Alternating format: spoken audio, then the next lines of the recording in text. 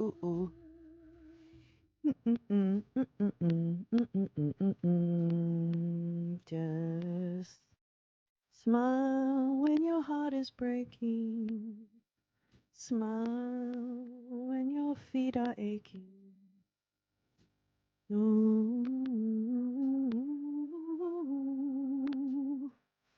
if you smile.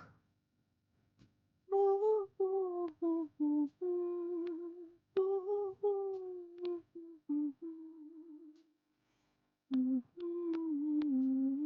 I don't know the words to any songs. Smile lyrics. Howdy, kids. Well, howdy, kids. Smile, though your heart is aching. Smile, even though it's breaking. When there are clouds in the sky, you'll get by. If you smile through your fear and sorrow, smile. And maybe tomorrow you'll see the sun come shining through for you. Light up your face with gladness, hide every trace of sadness. Although a tear may be ever so near. What a great song. That's the time when you must keep on trying. Smile. What's the use of crying? You'll find that life. Oh, I know I'm singing against my ladies in the blues that I was listening to this morning. Oops. Hold on. Sorry. I was listening to the blues all morning. Let's stop it though, because I'm singing against her. And I'm the star. No, I'm just kidding. Hi, Pepper. Peppery Saltina, you are such a nice person. Good day. Good day, Neil. How are you? Bonjour. I'm fine. I'm fine. I think I stayed up too late. I am a stone cold bitch. Yes, I am. It's true. And I am too. Maybe that's why we love each other. I'm good. I'm a little like wistful. See, the thing about my mental illness is that when I don't have information, I just create the story in my own head. And I know that's not right. I'm not saying it's right.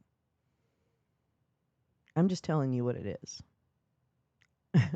Pepper is nice. She's beautiful. Badger! Badger, Badger, Badger. Badger's got the coffee. We are nice. We're.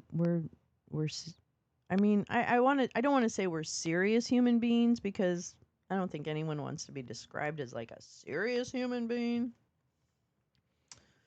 But I get it. Do you see my painting? See my painting? I painted that. Oh, good news for Trudeau yesterday. What happened, Neil? Hi, Easily. How are you? Good to see you. What happened for Monsieur Trudeau? Justin Trudeau. I cannot wait. Did he get good news? I always feel like, because I see the worst of the, well, no, I don't. I see like chuds in Canada that hate, whatchamacallit, hate Justin Trudeau. So I never really hear from the people who like him, although I think he's fine. I mean, I don't think it doesn't seem like he does anything bad. I don't know. Maybe he does. I don't know. But I doubt it. Especially since the people that I know that don't like him are absolute trash. That's got to be some judge him by his enemies. He's fine. He is fine. Hi Cash, how you doing? Yeah. I guess so. But what did something good happen for Justin Trudeau yesterday? Did he win? Did he win the lottery? Did he get a new puppy? The Conservative opposition put forth a motion of non-confidence. If Trudeau's party lost, it meant an election. Trudeau won. Neil, that's wonderful. I'm good. I'm I just keep swimming. I'm just going to keep on swimming. 9:30 comes quickly in the morning. It's been busy. Has it? Oh my gosh, Leigh. Oh my gosh. Fuck work. We got to get you retired, girl. I need Leigh to be retired.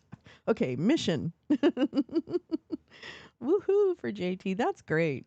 That's great news. I don't know. I don't have much insight this morning. I was listening to well actually, okay, so here's the thing. There are some stuff happening this morning. So maybe I should do that before I like get all like, you know. But there is we get to listen to the Trump appeal. I found the channel. I don't know what time it starts, but I imagine it's like soon. Wait, let me pull that up actually. Smile when your heart is breaking. Smile when your wait, is it heart is breaking? Aching. I don't know. Okay. Let me see if I can find it. Yes, I will. Yes, I will. Sorry, I'm in a weird mood today. I don't think I got enough sleep. I think that's what it is. I don't think I got enough sleep. And I don't have the excuse of a new baby like some people. I don't have that excuse. I'm just a lazy person who stays up too late. All right, let me put this. Actually, let me put this over here. Hold on. I'm just doing some real estate allocation. All right, so there's an appropriations hearing at 7 on the U.S. Postal Service's role in the 2024 election mail readiness. So super interested in hearing that. But that is definitely trumped, pun intended, by Loser Dude's appeal. So we have two things to watch this morning, potentially. But let me see where... I wonder... Appellate Division, 15 hours ago. So what was 15 hours ago? 15 hours ago. 12 hours ago was what? 6:30 p.m. So then 3:30. Okay, so it looks like they had a court case air at 3:30 yesterday, and maybe it says 1 day ago. So I'm imagining that's around the time. So they probably have a morning session. Well, I'm going to keep them pulled up so that we can keep an eye on it. And let me tell you what we're doing. Yes, I will. Yes, I will. Let me tell you what we're doing. Yes, I will. Let me tell you what I'm doing. Let me tell you what I'm doing. Hey, gal. How are you, darling? I was up too late last night also. I know. I just really stayed up way too late. Way too late. And then, yeah. I'll be like the ads of old folks watching weather today. Yes, easily. Actually, I'm going to pull up a little storm cam, so hold on. 3:30 a.m. LA time. Wait, what? We were we were up late yapping. Yeah, me. I was talking to my friends. It was great. Long overdue. I love those phone calls. I was up late too. Gosh, maybe it is the moon. Maybe it is. I don't know. All right. Well, here, I'm going to pull up. Helene is looking a little scary. Like it's a little lingerer, right? Is it moving slower than I imagine other storms? Just Security does a daily rundown that. Oh. Hmm. Hmm. What is that? Oh, well, interesting. Oh, that's very interesting. I'm going to bookmark that. Beep.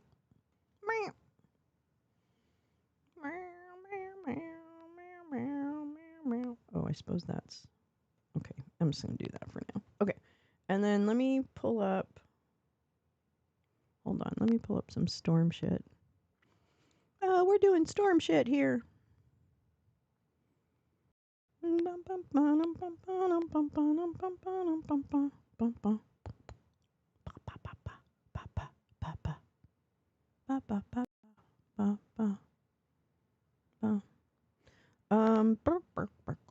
What was I looking for? Oh, yeah. I need Mike's weather page. No, I just need a weather. Oops. I don't know who's the best one. No.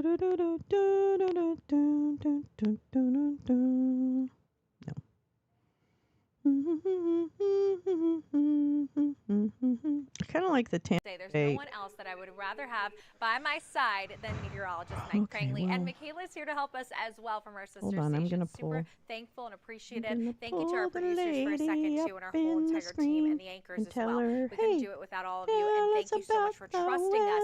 We're going to continue to keep you informed, prepared, connected, most of all safe, and most of all calm throughout the storm. The one thing that I don't like to see is most of the models are in good agreement. However, a couple of them that are just still hanging out a little too close to home there. They're still looking like they want to take more of that eastward wiggle. And right now we are waiting for that 11 a.m. advisory coming here soon in the next 2 hours. And we could see a little track and shift towards the east a little bit. So that is something that we're going to keep our eye on and monitor. I've seen those major turns before in terms of Ian, but let me tell you something. This is not going to be an Ian situation. However, we still want to make sure you're aware of all the possibilities. Now, even if it does shift a little farther east, what we're going to expect are bands of rain and wind to come at us throughout the rest of this afternoon. So right now we're in the calm. We're seeing some blue to our skies, which is normal. I mean, it really is going to be like that. On again, off again, bands of rain and wind. Oh, Mike's weather page. See isolated tornadoes being a threat for the rest of the afternoon and evening. And then sorry, lady, we like Mike's weather page because he's really nice.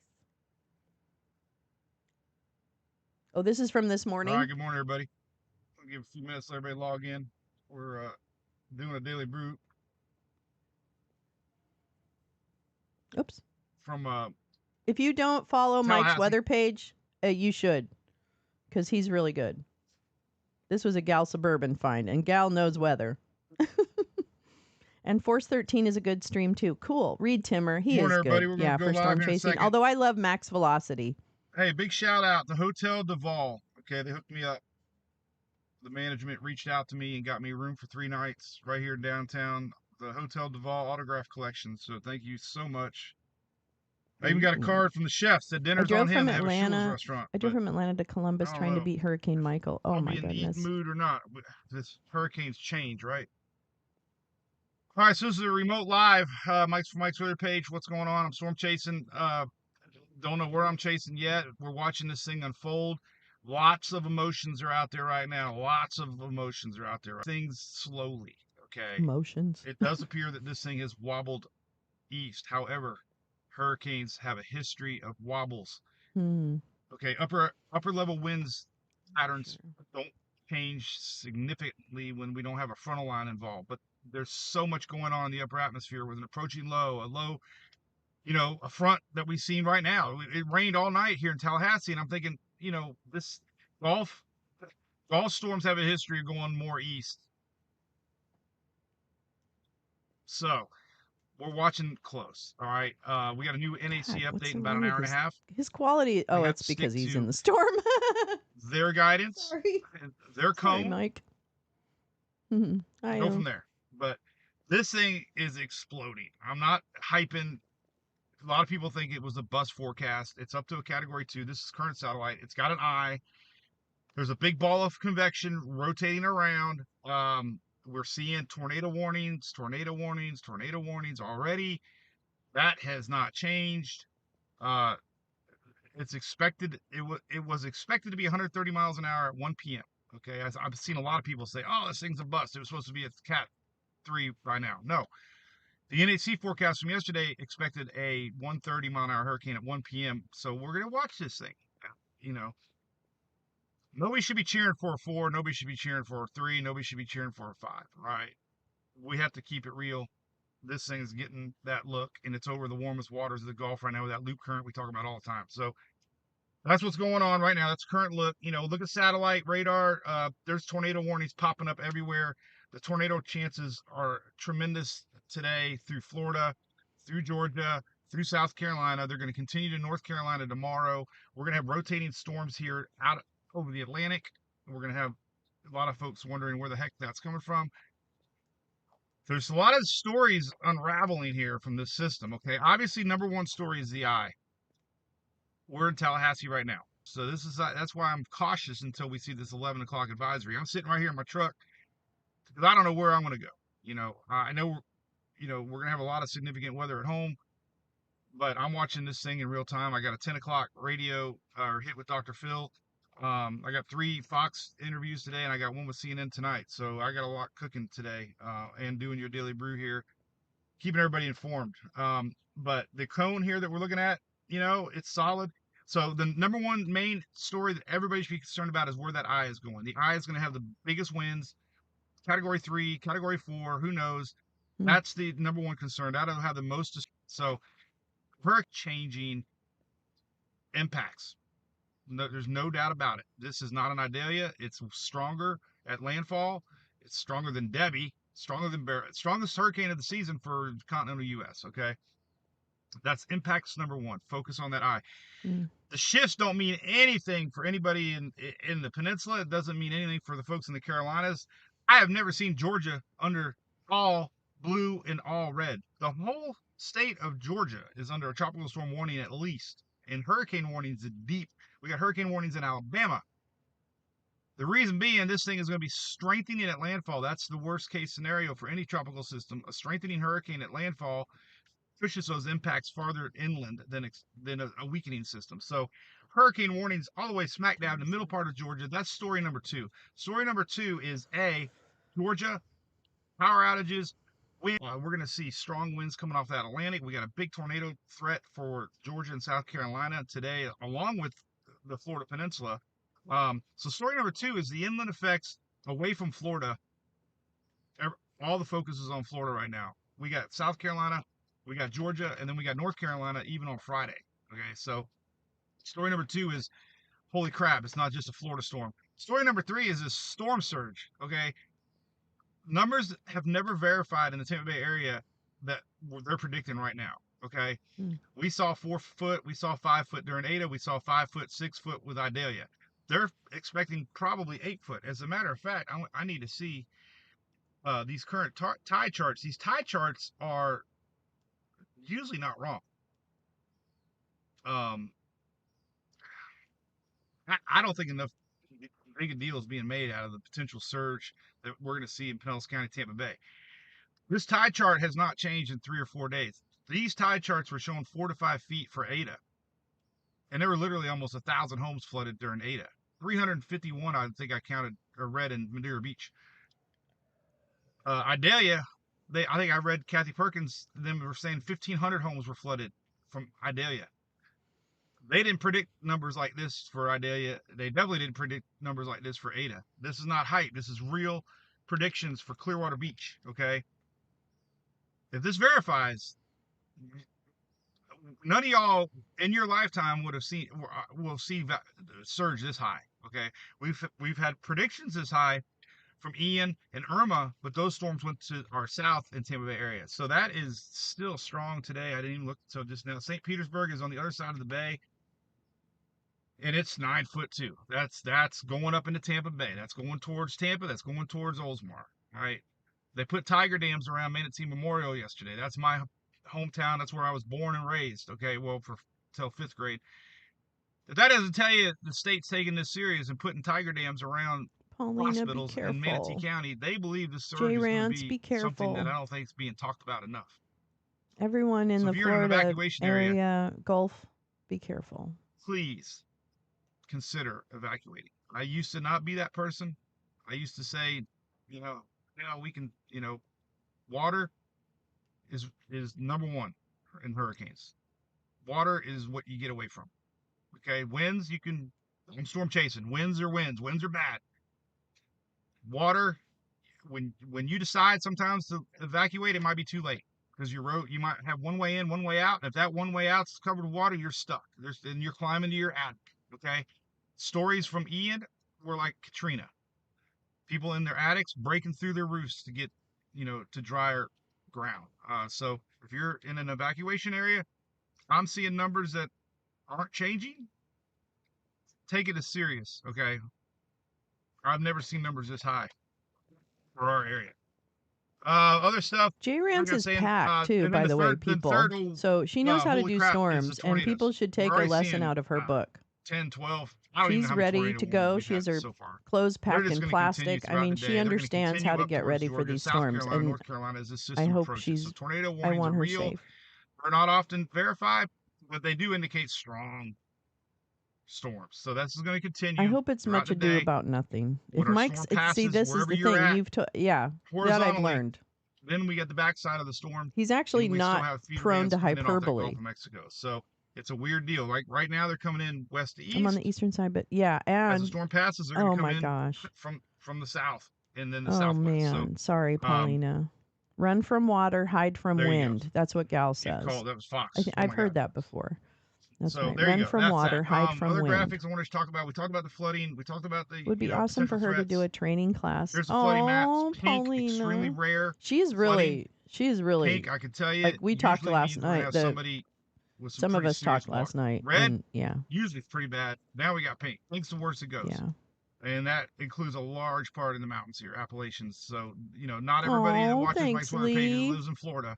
We have a Thanks. lot of folks that are going to Oh. be affected by this Yeah, hurricane and the minute that you are think not you should on leave, the coast. leave. That's what It's I going to think be you were saying that rain last and night, floods, Gal, okay? right? Like you Again, and going J back to Rance were power saying. The outages, minute you think you you should mix in leave, you leave. 75, 80 mile an hour winds in the higher elevations. I It's even know. Leigh, stronger you're so the wonderful. farther north you go. You add in all this rain, man, we're going to have a lot of trees down. From experience, I think we're going to see widespread power outages like nobody's expecting because of this Damn. lingering rains with these winds that are pushing north. Most of the time, these hurricanes go out to sea. They don't go straight up through Georgia. And here's these surge numbers. They have not come down. 15 to 20 feet expected. We'll get new updated maps at 11, about an hour and 15 minutes, maybe 10:45. They start maybe putting them out there. We're going to see readed discussions from National Hurricane Center. We'll see if the cone shifts east. If it doesn't, then everything stays the same.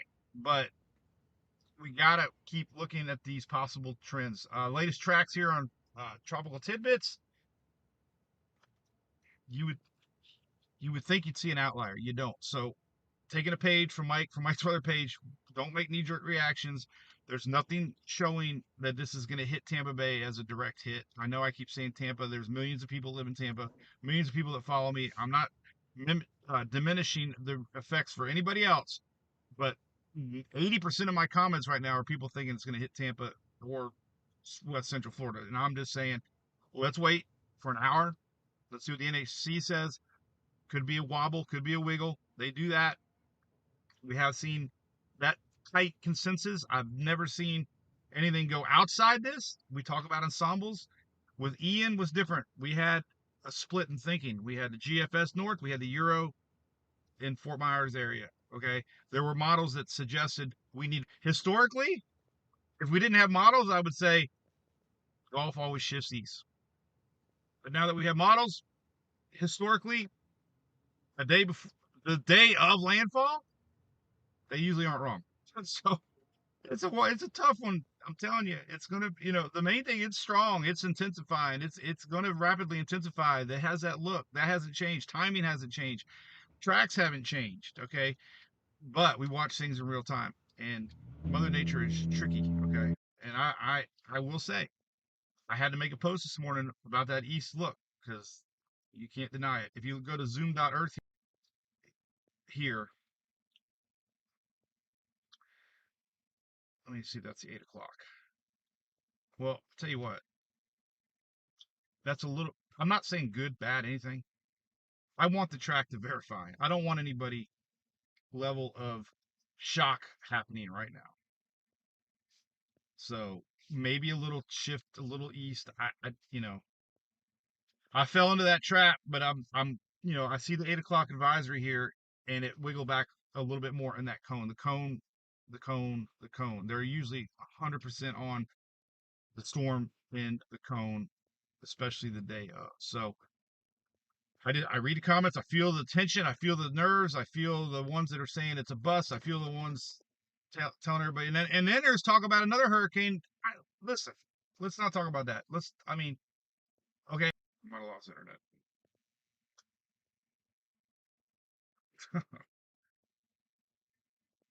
The internet hiccups. Let me see if I went offline. Cat 5 will have a 100-mile and severe effect on all sides of the eye wall.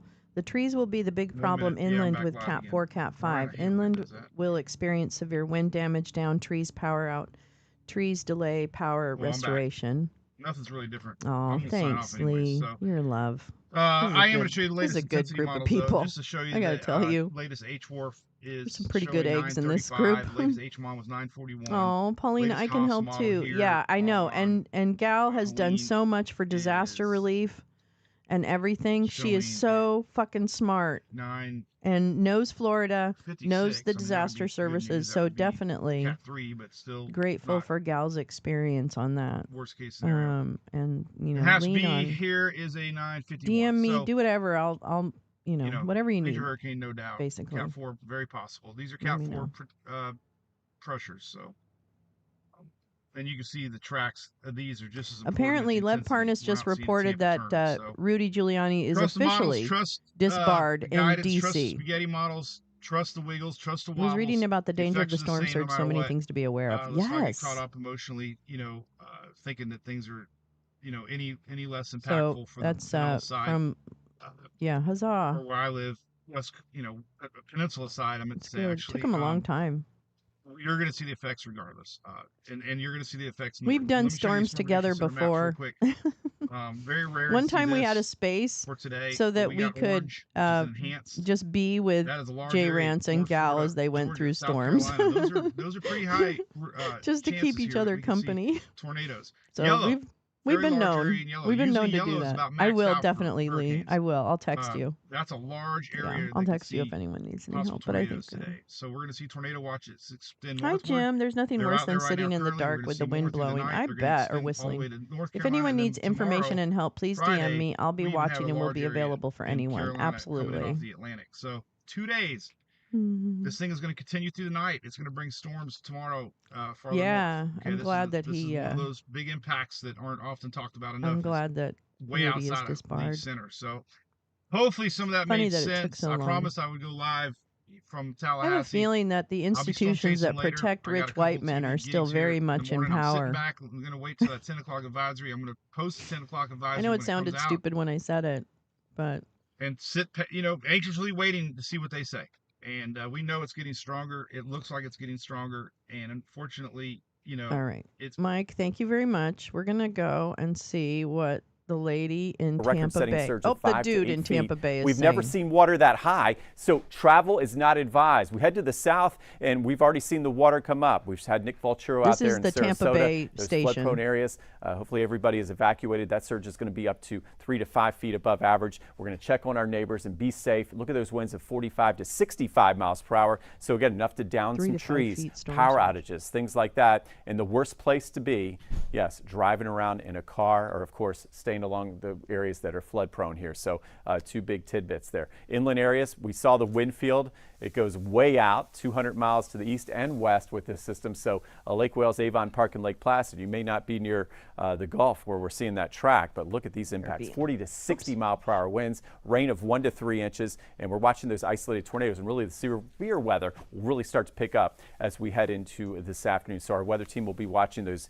bands of rain and the rotating bands of rain. So for the next 12 hours, let's take a look. You can see the increasing rain and wind, south-southeast 30, 39 miles per hour. That's not including the wind gusts. So once you see the 30 here on the screen, that's likely wind gusts well over 50 miles per hour. Once we get up toward 40 miles per hour, that's wind gusts of 60 miles per hour as we head into 6 and 8 o'clock tonight. And notice we're going to keep those showers and storms going all the way through late tonight. Notice the big impact. We've talked about this all morning is this storm surge. We've got 5 to 8 feet right across areas and just to the east of areas of Pinellas and Hillsborough County along the waterways into Tampa Bay, 4 to 7 feet south towards Sarasota. But this is the problem, 8 to 12 feet up toward areas of Hernando County and Pasco County, up to 10 to 15 feet by the time you head to the coast of Citrus County. And notice the main track to the west, but is a major hurricane, even though it's staying about 100 miles off to the west, some big impacts there. So we look live outside and it's clear right now, but we've got some changes on the way. So we've got meteorologist Michaela coming our way. Michaela, Lucero, great to be with you here. Hey, Frank. Yes, and you've got some rain bands that are coming our way, even though we've got a little break right now. Yeah, that's right. Okay. Hey, my name is meteorologist Michaela Lucero. I am coming in from Washington, D.C. to come and help with some storm coverage. So I'll be with you for the next couple of days. All right, right now across satellite radar, this is what we're seeing. We've got those outer bands of the system passing through our region, dropping some heavy rainfall off and on as we're moving throughout our morning hours. So a zoomed in look at our region, you can see there's that last band of heavy rain just now getting into the Orlando region. So as we see this storm system approaching our area, here is what you can do right now to make sure that you are prepared. Have a way to get weather information. Of course, we always recommend that you download our app, but whatever app you download, make sure you add location and notification services. So if there is a storm in your area, if we get a tornado warning in your area, we can send you an alert to let you know.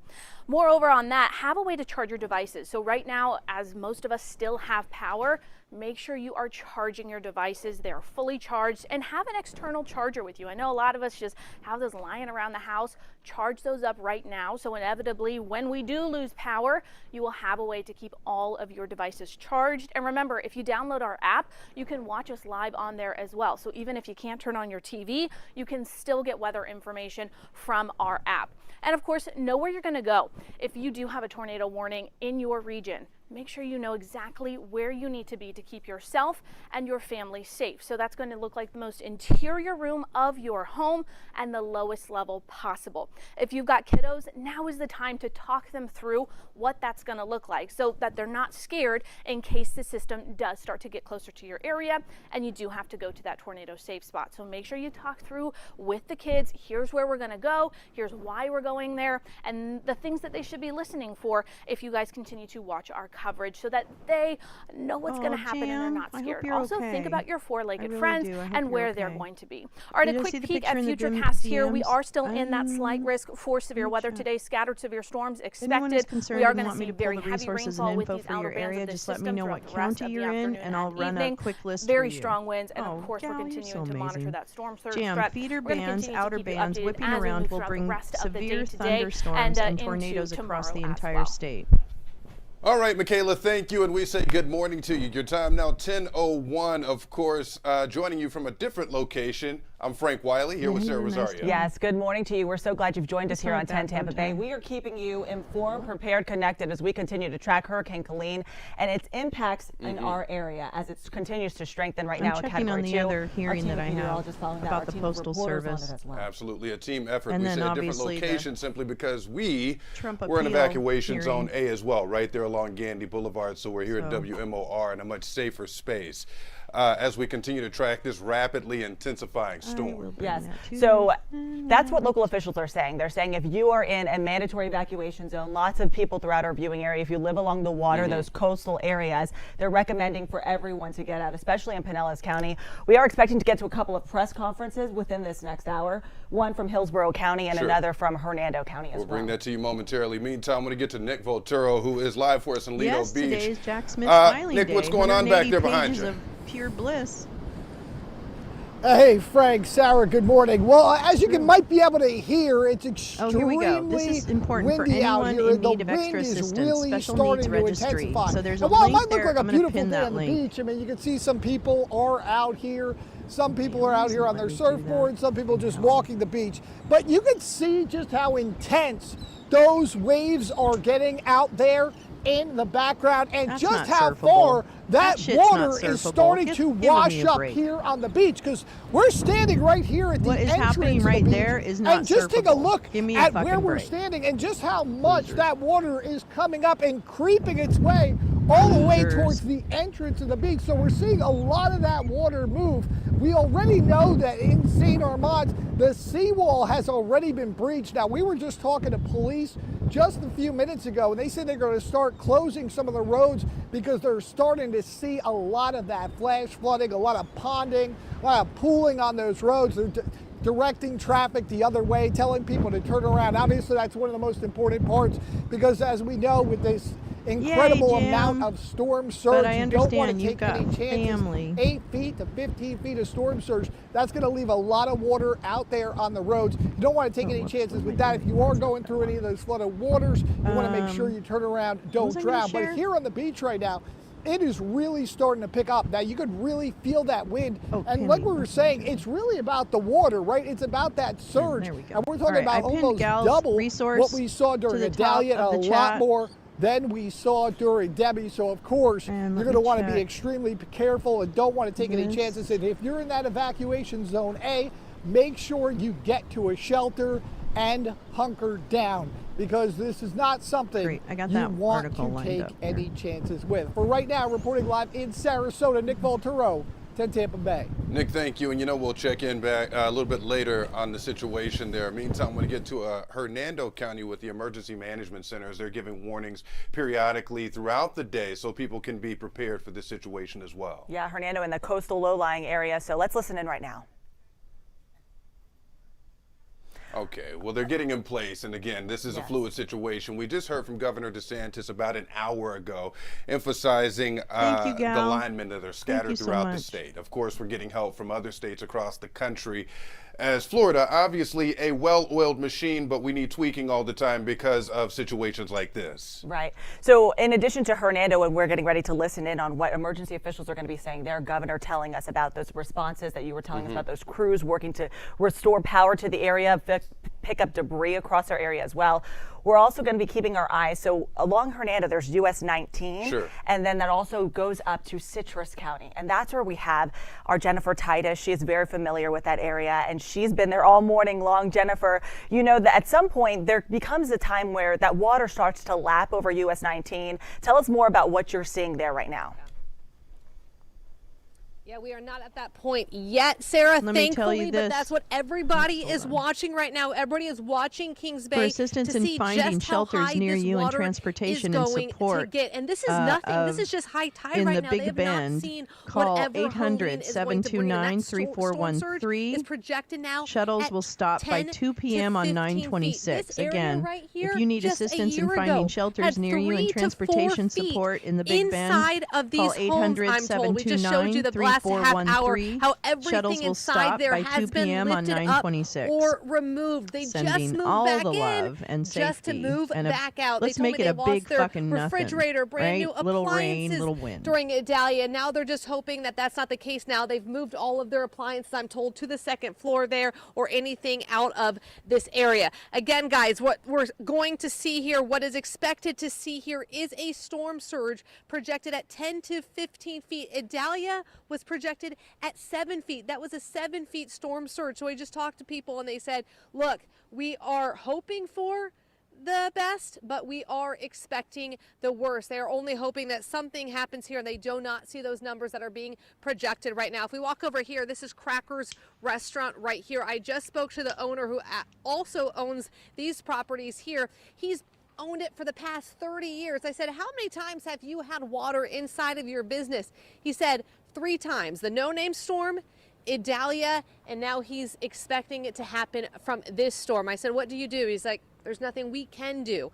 He's like, we just have to come back the next day and clean up and start all over again. It's just the price they pay. They tell me to live here in paradise. They say it's a beautiful time any other time. And then just the past year, they've had this 1, 2, now 3 punch from Idalia to Debbie and now. And of course, that's why everybody in this area is under a mandatory evacuation. This is Zone A here in Crystal River.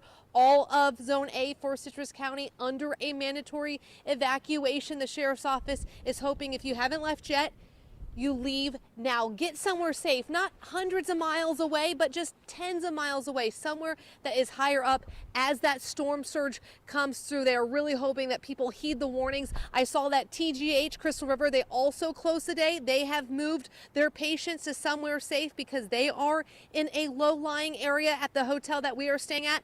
Booked, completely packed with evacuees and people who evacuated from Idalia, who evacuated from Debbie. One person telling me they haven't even moved back home yet because of the damage that Idalia caused, and now they're once again evacuated, waiting to see what Helene is going to bring. Is it going to bring that 10 to 50 foot 15-foot storm surge. The mayor posting on his Facebook that they're going to be Crystal River strong, that they are going to be okay, but they are expecting quite a lot of damage here in the downtown Crystal River area, in those western parts of Citrus County, because that storm surge again is just projected so high. So lots of people just doing their last minute preparations, anything to keep the water out, sandbags, board on windows, taking their property and moving it to higher ground. Again, they know the damage that a storm surge can cause, what this water can do. And again, Sarah and Frank, they are just hoping again that those numbers stay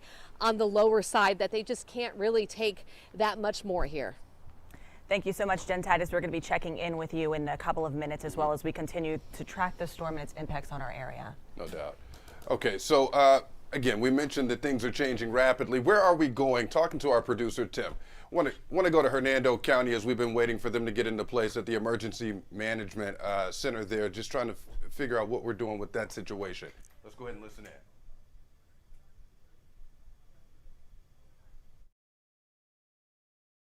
Mexico, and as it moves north, that wind will push that water onshore.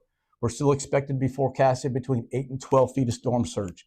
That is catastrophic, life-threatening storm surge. So please heed this information. We have mandatory evacuation orders for those residents living west of US 19. That's zones A, B, and C.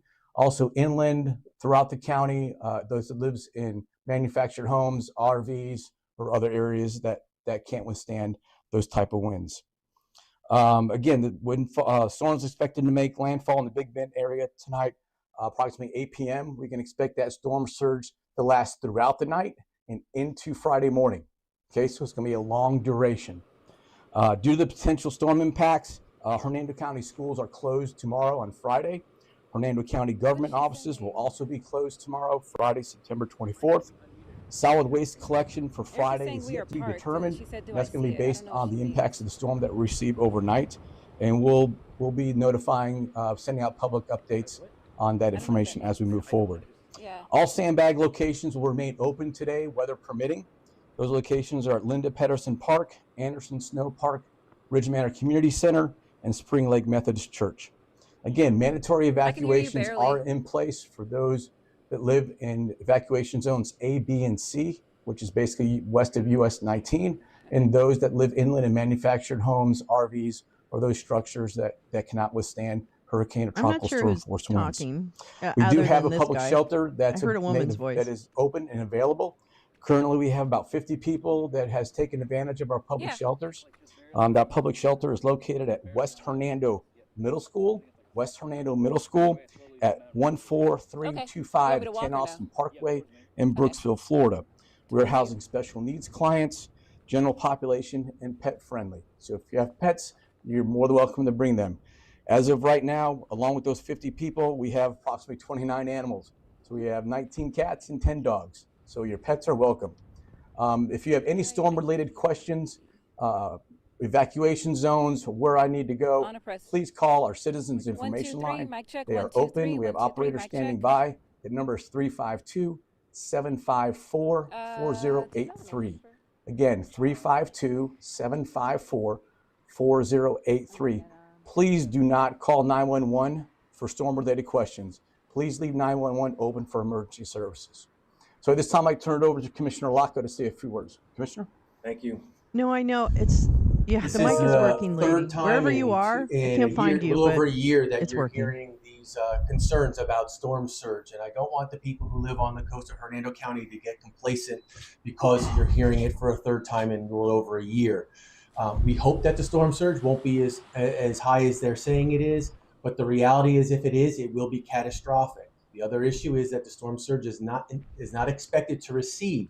It's going to be there for a long period of time. So what I'm asking people to do is, please, if you should have made your preparations already, please evacuate if you live in those areas. If you don't evacuate, understand that it's going to be very difficult and probably impossible for us to get any emergency response out to you. And understand that our emergency response personnel have families as well. Jim, and those families would like them to make it home. Out of the evacuation areas, heed the warnings. And let's pray for it to turn and be a little bit less intense than we're expecting, but understand that if we get in the range of 8 to 12 feet, it will be catastrophic to those along the waterways, along our coast, and those especially in single-family homes or single-story homes. Thank you. Thank you, Commissioner. Also, please note the access to the areas on Hernando Beach will be restricted as weather conditions begin to deteriorate. Weather conditions will get worse as the day progresses. Hernando County Emergency Management is working very closely with the Hernando County Sheriff's Office, who is committed to providing safety and security to the neighborhoods of those areas that are being evacuated. We're committed to life safety and the preservation of property. Please understand, once the storm passes, re-entry will be restricted to those residents that live in that area. There will be roadblocks and deputy sheriffs at those roadblocks. Please provide proof of residency or legitimate credentials of the reasons why you need to be back in that area.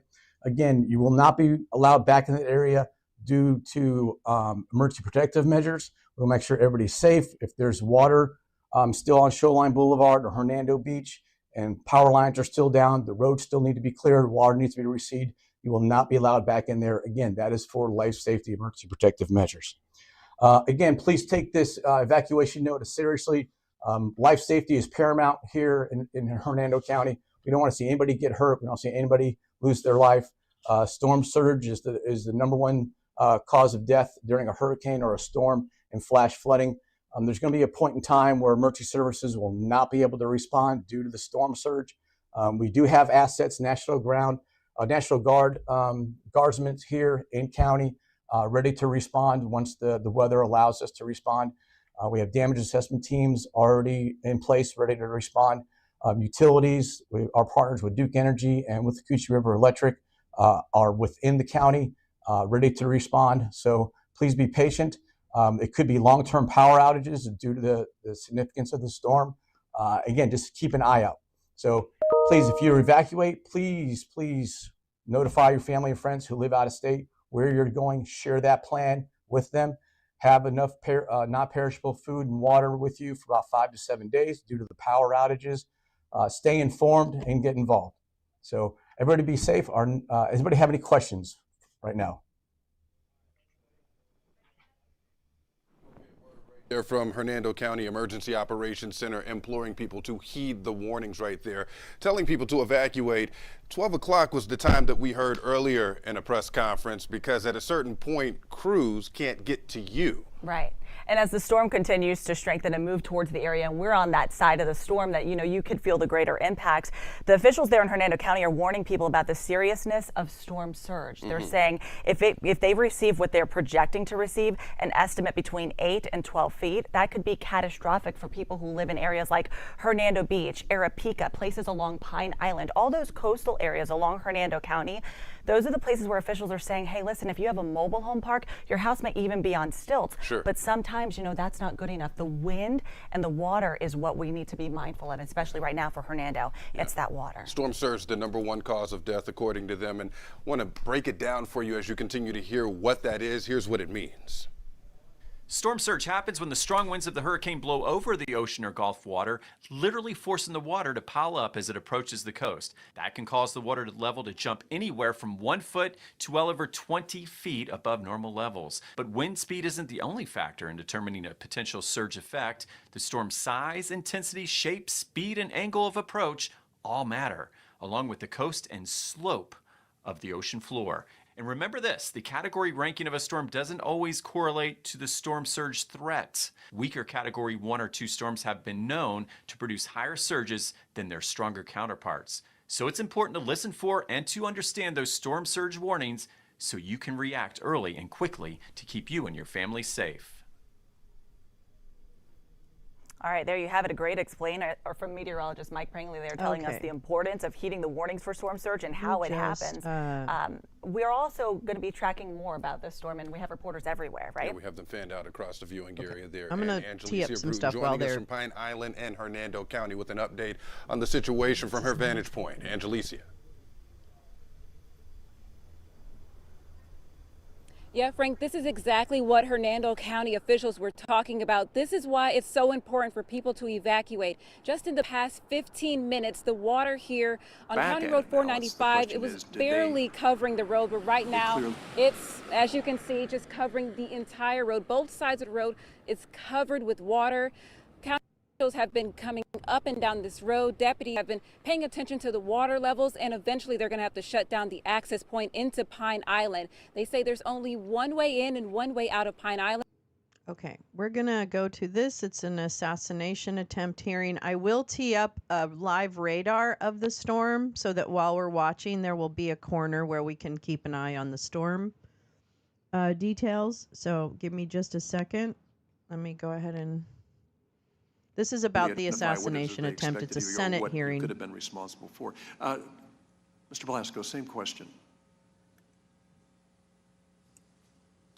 I took my direction from Commander Lenz, and of the things that we were asked to do from my direction from Commander Lenz for the pre-planning stages for the sniper teams, I would feel that I did what was requested of me from Commander Lenz.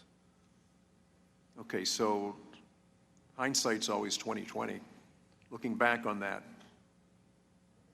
do you think you were adequately prepared for what it is that ultimately happened? There's always things that you think that you can do better, but with the information that we had, I believe that we did the very best that we can, or we could. Lieutenant Harold, you feel the Secret Service adequately prepared you and your men for the event?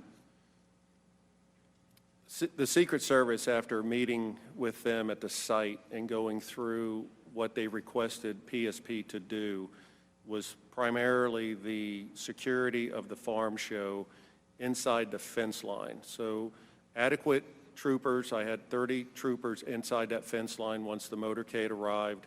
And I feel that with them being the lead and we were in a request assist function, we provided what they asked for and we secured the inner perimeter of the farm show grounds. Yeah, I think with local law enforcement, I think you did everything that you were tasked to do that day. But looking back and looking at the game films and say, you know what, there probably were other things we should have been clued in on from that. Just ask all of you, when did you first meet with Secret Service and understand what your role was going to be that day?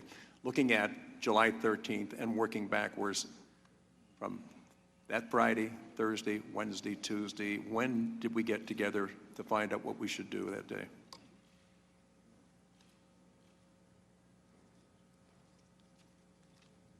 So for Butler ESU, our first contact from the Secret Service was Friday, July 5th at 1:55, and that was a phone call asking for assistance with the upcoming Butler rally. We then had a police planning meeting that was on July 8th, 2024 in Allegheny County. And during that meeting is where they relayed the information specific to their request. And at that point for Butler ESU, that was 2 counter-assault teams and a quick reaction force. Commander, tell me, where did that meeting take place? I believe it was the Allegheny County Emergency Operations Center. I could not be there that day. I was actually teaching an active shooter class in Erie, and one of our deputy commanders went to that meeting. Okay. Mr. Blasco. Yeah. So again, we took, from that meeting, we took direction from Commander Lenz and the deputy commanders and team leaders, and we started to formulate a plan of what to do. But the first interaction that I personally had with the Secret Service would have been the July 11th walkthrough at the farm show grounds. So actually on the site? Yes, sir. Okay, that was my question. I know that you were in Allegheny County when they're getting ready for this, but who actually walked the site, saw what it was that needed to be done, and had determined a lot of things, including where the perimeter should be? I would think that would be I would supposedly that there would be a lot of coordination between the local law enforcement, the Secret Service, and Homeland Security, who visited that day, to prepare for that event. I want to thank you all for being here today in your testimony. I'm now going to have Mr. Crow has his turn. Thank you, Chairman. Mr. Sullivan, I wanted to start with you for a moment. I served in the Army before coming to Congress, and one of the principles of operations, as Mr. Blasco, I'm sure, is familiar, is you have to have unity of command and you have to have effective communications. Without unity of command and effective communications, a unit cannot operate. So one of the things I'm struggling with is this idea that there wasn't a single unified command station on site. The Secret Service did not establish that. Is that atypical in your experience? Would there normally be one command and control station to unify command and communications? Yes, that's very atypical. I am very surprised. Normally there will be an overall command post for the entire visit. Then each site will have what's called a security room where radio traffic pertinent to that individual site is controlled. And the command post, the overall command post, should be the state, local police, Secret Service, and other federal partners that may be assisting. So this is very unusual that the way it turned out here at this site.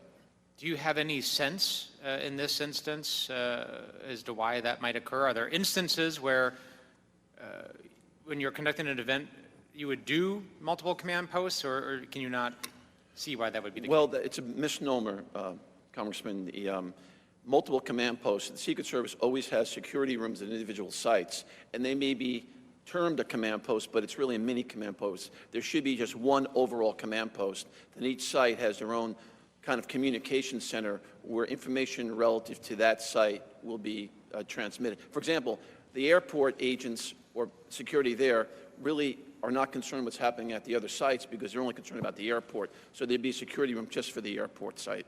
It's probably safe to say that time and speed is really important, right? Because the idea behind that, and I don't mean to put words in your mouth, but the idea behind that is if there's something identified as being wrong, a suspicious person, that has to be very quickly communicated, right? Yeah, this is how it should happen. Hey, the protective detail is on one specific frequency. Good to see you. Secret Service frequency, and only the protective details on that frequency. Paying his bills, Jim. The poststanders are on a second frequency, and the tactical teams are on a third frequency, but the other tactical teams monitor all three frequencies at the same time. So if something happens, it's at the security room's responsibility to immediately get on the radio on the details frequency and say, there's an issue, remove the protectee from the stage, or cover and evacuate. That's what's supposed to happen, and that's what's drilled into every Secret Service agent. There has to be, because the detail agents, don't forget, they can't listen to all the other traffic. They have to be rock solid on protecting the president or the presidential candidate. So their frequency is just for their individual movements. So in this instance, based upon what you know and what you heard from Commander Lentz and Mr. Blasco, a suspicious person was identified with a rangefinder. Pictures were taken of this person moving around a building, so much so that it drew the attention of one of the sniper teams who took pictures of it. If that information had been effectively communicated to the FBI, or if the FBI, I guess to rephrase that, had set up a communication system and a command post to receive that information, would that have been a situation where you would say the protectee shouldn't go on stage until we resolve this? Congressman Crow, you mean the Secret Service, not FBI? Yeah, sorry, yeah, Secret Service, right. Yes, sir. What should have happened, in my opinion, is when the suspicious person was identified, the detail leader and the shift agent should have been told there's an issue, we're working a suspicious person. And then at that point, it was probably would be inappropriate to remove the president from the stage, but the detail leader should know there's an issue, I may have to react quicker. So at a minimum, when there's a suspicious person, the detail leader and the shift agent should be told there's an issue. And in your experience, have there been situations when you've been on service as a Secret Service agent where that has come up, where you've had to, pause an event or respond to something until it's been addressed? Yes, that has happened during my career. I've never had a dramatic situation where we had to remove the president from the stage, but we've had situations where the shift agents are told, we got a situation, there's a suspicious person in the front row. And then you have to mitigate that. Usually the protective intelligence team will then it's convenient if they're in the front take row. that person and conduct an interview, remove that person seat. from the rope line, as an example, and you don't have to take the president off stage or interrupt the president's movements. I want to turn briefly to the effective deployment of snipers. So Acting Director Rowe explained to this task force that it is best practice for the Secret Service to position counter snipers from the vantage point of the protectee looking out. And in fact, in this situation, that is where the Secret Service sniper teams were. They were sitting above the platform looking out. The employment of the local law enforcement, the Butler County ESU sniper teams, was outside looking in. So not looking at rooftops, not looking at lines of sight or lines of fire, but their mission, as they were told, was to look at the crowd, and a crowd of several thousand people, and to try to identify issues within the crowd. Is that atypical? I don't know, Mr. Crow, if that's atypical. I'm very familiar with the counter-sniper, our counter-sniper operation, Secret Service, and that they do set up their position for a line of sight to the stage, show a potential assassin, what type of shot can a potential assassin make against the president, and counteract that. Generally speaking, the observation of the crowd is the responsibility of the post standers or police officers that are posted in the crowd. Because the theory being, everyone in that crowd has already been screened. So it would be very difficult for someone to get a weapon inside. My shirt says, "Don't have time for your bullshit." The idea that there would be, a gunman, not to say that it's not impossible, but there would be a gunman in the crowd, that a sniper at a distance would be able to identify and take an effective shot, seems very unlikely. It seems highly unlikely, in my opinion. Again, the threat at that point, from the counter-sniper perspective, is outside the perimeter, in the area that is outside where the magnetometers are set up. And that's the reason why you have the counter-snipers. Because the theory being, inside that perimeter, the people have already been screened. I gotta find out who this guy is. And to a high degree of certainty, there is probably no weapons inside the secure area. Thank you. Commander Lenz and Mr. Blasco, did that mission seem unusual to you, that you were outside looking in at a screened crowd?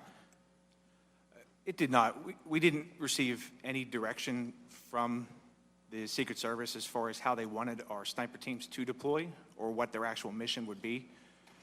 So our snipers on our normal missions, they deploy more as marksman observers.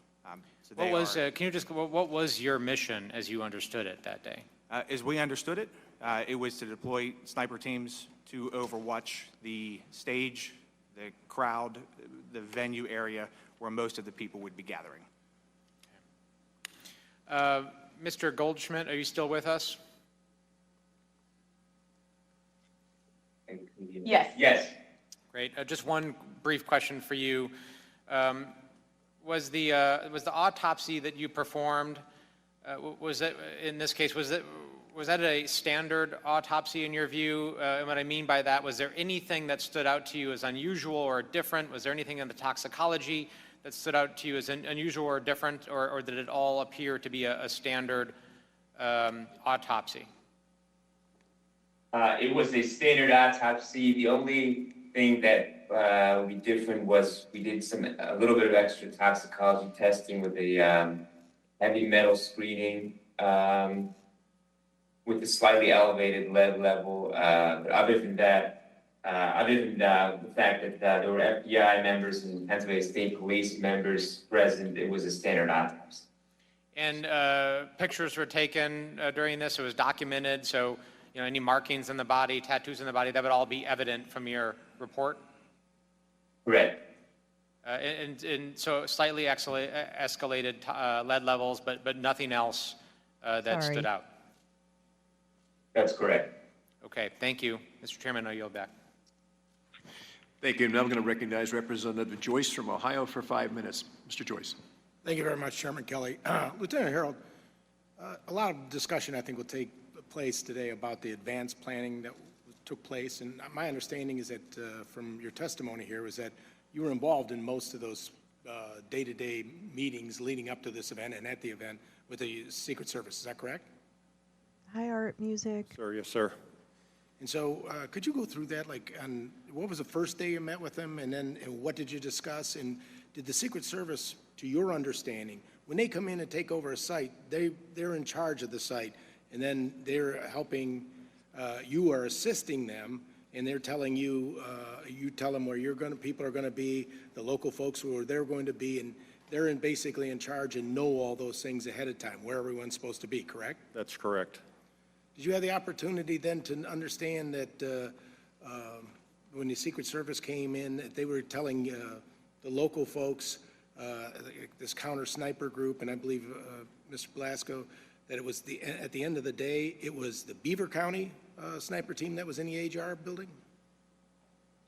It was both Beaver and Butler, sir. Okay. Did Secret Service ever talk to the Beaver County sniper unit? Not to my knowledge. And they were there that day in charge of this operation. Secret Service never talked to them?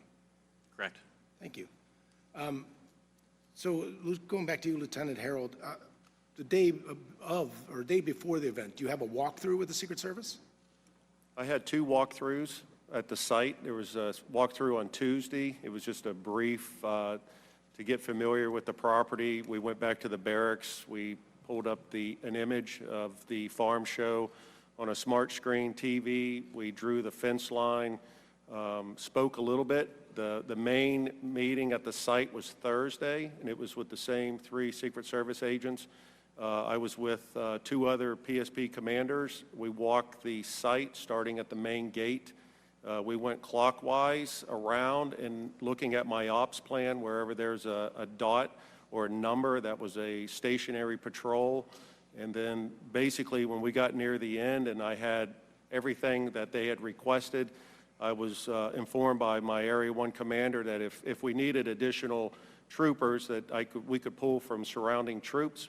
But after the request and the assignments that was given to us from Secret Service, I had plenty. I covered all the posts, and I had additional roving troopers inside the venue. So that was primarily the main meeting that we had with Secret Service was on Thursday, and then I completed the ops plan and had it forwarded out by 1,500 hours on Friday.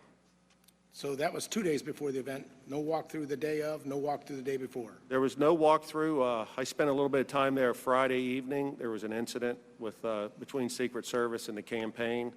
I was on my way home. I live across the street from the farm show, what the so fuck I are you stopped talking there about to it see then? what the issue Who the was. fuck are you? I ended up staying there Pennsylvania until about State Police? 8:30 p.m. that night. So What are you, I did have some other chatty fucking Kathy? interactions with Secret Service there on Friday, and then Jesus even Christ. some early communication with the campaign and Secret Service the morning of and during the event on July 13th. What was the issue? The issue was there was a campaign. We didn't know who it was at first. There was a vehicle that was parked, and one of the Secret Service agents had approached this person, and I think the individual was rude to the Secret Service agent and then got out of the car and just walked away. So I had a trooper there go up to the PA system, page the registered owner of the vehicle, and I gave them so many minutes to return to their vehicle or I was going to tow it. Okay. So. Mr. Sullivan, were you ever personally on a presidential protection detail? Yes, sir, for 4 years. Okay, when was that? It was 2 years with President Reagan and 2 years with First President Bush. Good morning. Oh, God bless. What kind of training did somebody on a PPD have? I'm actually lurking too. We had extensive training. Really we came through the normal Secret Service training, Federal Enforcement Training Center, and Secret Service Training Center in Beltsville, Maryland. I'm off in my own personal exile. Before you got to the presidential detail, you had to do a series of field office assignments, investigations, and protection assignments, assisting on advances. And then when you got to the Presidential Protection Division, you had to have a minimum of 6 or 7 years experience, which is what I had when I got there. And then once you're there, we had training at least once a month. We had to shoot our firearms once a month, and we went to Beltsville, the Riley Training Center, at least once a month for, we call them attack on principles, nice. AOPs, where you'd go through routine and events that might happen, and all of a sudden you'd have an attack on the person who was acting as the president to test your response skills. So it's very, very intense training. I appreciate that, sir. Our acting director, Rowe, has said that we need a paradigm shift, and we need to be changed from one of being reactive to one of readiness. Now, what does that even mean? Well, I think it means that the Secret Service needs to shift how we do business, but I'll harken back to my testimony. To me, I'd shift, from back to all the work that was done to prepare you for President Reagan and President Bush to the lack of that work being done now? No, sir, that's not what I mean. I think there's a certain, I don't know what words are actually come to mind, but agents are exhausted now. The campaign really, really takes a lot out of them. And I think they don't have enough resources, Secret Service does not have enough personnel and resources to give people the breaks that they need. But also, let me say though, Congressman, when we say about the paradigm shift and going from a reactive mode to a readiness mode, it's really being proactive. And I'll harken back to my testimony. When would you not be proactive when So is this Monday morning when you go out into a situation like that? I don't You're always looking for points of attack. I mean, Yes, from the physical protection aspect, but I'm talking the overall agency. I'm talking about the physical protection. When you were in PPD, when you were out there on the field, if you saw somebody in the line of sight or the day before in a walkthrough and you saw problems with line of sight, what would you do? I would have had those mitigated, or else I would have talked to the supervisor and said, it's not safe for the president to come. Correct. How would you mitigate it? You could have banners, you could have buses, you could have trucks. There are a lot of ways to mitigate it. But however, to me, the simplest way to mitigate the building there outside the fence line in Butler was to post it. If you had police officers on the outside of the building, or agents, no one could have got up to the roof. My understanding is that there was some type of vehicle that was supposed to be posted there to block that line of sight. When you came out and you were in charge and you didn't see the vehicle there, you still let the president come out? Well, I didn't do the advance, and I don't want to second guess the people I know, but there. I'm asking you, since you're here on their behalf, I'm asking you. Yeah, don't get me You started would on have let the that, person come Carla, out? because I might just. Mr. Joyce, I would have taken the steps necessary. If I thought there was still a gap in the security posture, I would have taken the steps necessary, or I would have told the supervisors it's not safe to bring the president here. That's what I would have done. Is that what you would have done? Thank you very much. I know I exceeded my time. I wish we had a lot more time to do this. I mean it because I think you're onto something that we really need to know. Yeah. Mr. Priya, you are now recognized for 5 minutes. Thank you. Thank you, Mr. Chairman. I just want to welcome our witnesses today. Lou. You're all real-life heroes, and you acted with bravery on July 13th, and for that, I thank you on behalf of the American public. I'm also grateful that former President Trump was not seriously injured, but several families were.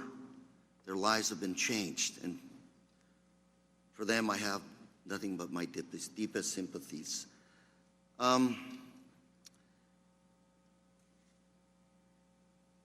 Mr. Sullivan, I want to turn to you first.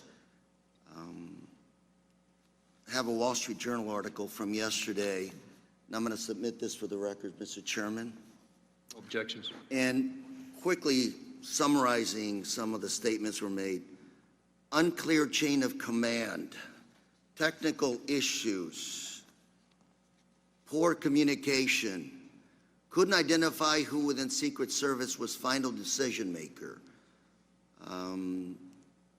no communication in real time, 2 communication centers. Secret Service said they had technical issues with the radios, a problem that was characterized as being common with the agency. This is a summary of the Senate findings. And Mr. Sullivan, I just want to ask you a very brief question, which is, who's in charge at these sites? It is crystal clear in my mind from when I was an agent. The site agent, the site advance agent, crafts his or her plan, presents it to the lead advance agent. Ultimately, the lead advance agent is personally responsible for signing off on the entire advance package, all the sites, airport motorcades. So I'm going to ask you, you have at least three different elements here, 3 different groups that we're talking about here. We're talking about the Secret Service, local police, and the campaign. Yes. So the Secret Service is in charge. Secret Service is in charge of all the above. Of security. No, not all the above. Not the campaign, Mr. Carrera. It's only charge of the security portion. And I say that to you because some of the testimony here today, first of all, we don't have communication was totally lacking here. You mentioned there was a, one Is anyone going command to ask center if it is was by generally the design that situation. the Here you had communication was two lacking? command Is centers anybody that going didn't to ask talk to that, each or other. are we just going to dance You around had that? someone in the roof spotted, 1609, call was made, suspect on roof with possible weapon, 1811, local police officer spots crooks, jumps off the roof, injures himself. 32 seconds later, you have a shot, goes off. Real time. You've been with the Secret Service, sir. You with President Reagan, I believe you said? And President Bush, yes, sir. Thank you for that good work. What went wrong? Who's in charge? And I'm not trying to say focus on you, but rather we have former President Trump going back to Butler here in the next few days. You know, I'm not looking for people that are guilty here. I'm looking for solutions. What went wrong? How can we fix that moving forward? Well, what went wrong here is there was a breakdown, and I'll explain one more time, Mr. Carrera. The site agent reports to the lead agent. The lead agent is responsible. He or she is responsible for the entire advance package, and then that's presented to the field office supervisor and the detail supervisor. Are we being lax here? Because Secret Service is an elite group of Americans, done an excellent job of protecting our presidents. And here today, you described to me, you know, who's in charge, at least for the locals and Secret Service and not the campaign. But is there somebody there who has the authority to say, this doesn't look good, pull the candidate off the stage, this situation is beyond my control, or it doesn't look good, cancel this thing, move to a safer ground? Is there somebody there that has the authority to tell all three elements, this is not good, let's move on? Yes. The site agent and the lead agent, before the protectee gets there, could call ahead and say, it's not safe, do not let the protectee arrive. Absolutely. Once the protectee's there, if there's an issue, any agent, you don't have to be the detail leader, any agent can go up. I'm running out of time, so very quickly, my last question would be, did that person in charge also review all of the communication and say, this is not working? Yes, that was the lead agent's responsibility. The lead agent... And so there was a failure there by the lead agent? Well, I don't want to specifically say the lead agent, but in my opinion, it was probably the lead agent's responsibility to ensure the overall communication for the entire visit was appropriate. And that was not the case? Apparently not. Thank you, Mr. Chairman. I yield. Thank you, Mr. Correa. Now recognize Representative Walz for 5 minutes. Thank you, Mr. Chairman, and I think I share everyone's condolences for the Compatore family, for the Copenhaver family, for the Dutch family that are dead and suffering because of these failures. And thank you all for your service. Every day you wake up and put that badge on to keep us safe. We appreciate you and we have your back. And I just want to let you know, as a veteran, when we come home out here, we're on our own. We depend on all of you, and I just can't Let me thank tell you you, enough. personal experience. Commander Lenz, Lieutenant Harrell, I want to take a step back again, back to the planning. And really the threat profile that President Trump is facing that is unprecedented in modern American history.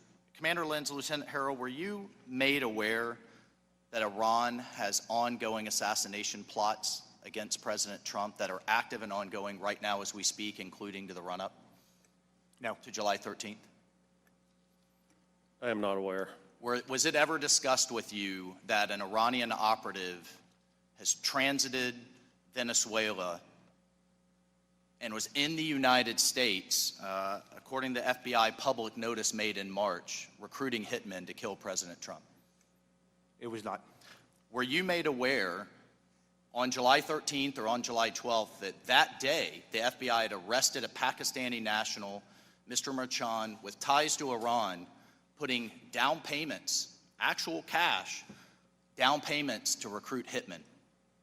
No. Were you aware that that same operative were recruiting women as spotters and recruiting protesters as a distraction? A fairly sophisticated plot being run by a foreign state actor intelligence agency.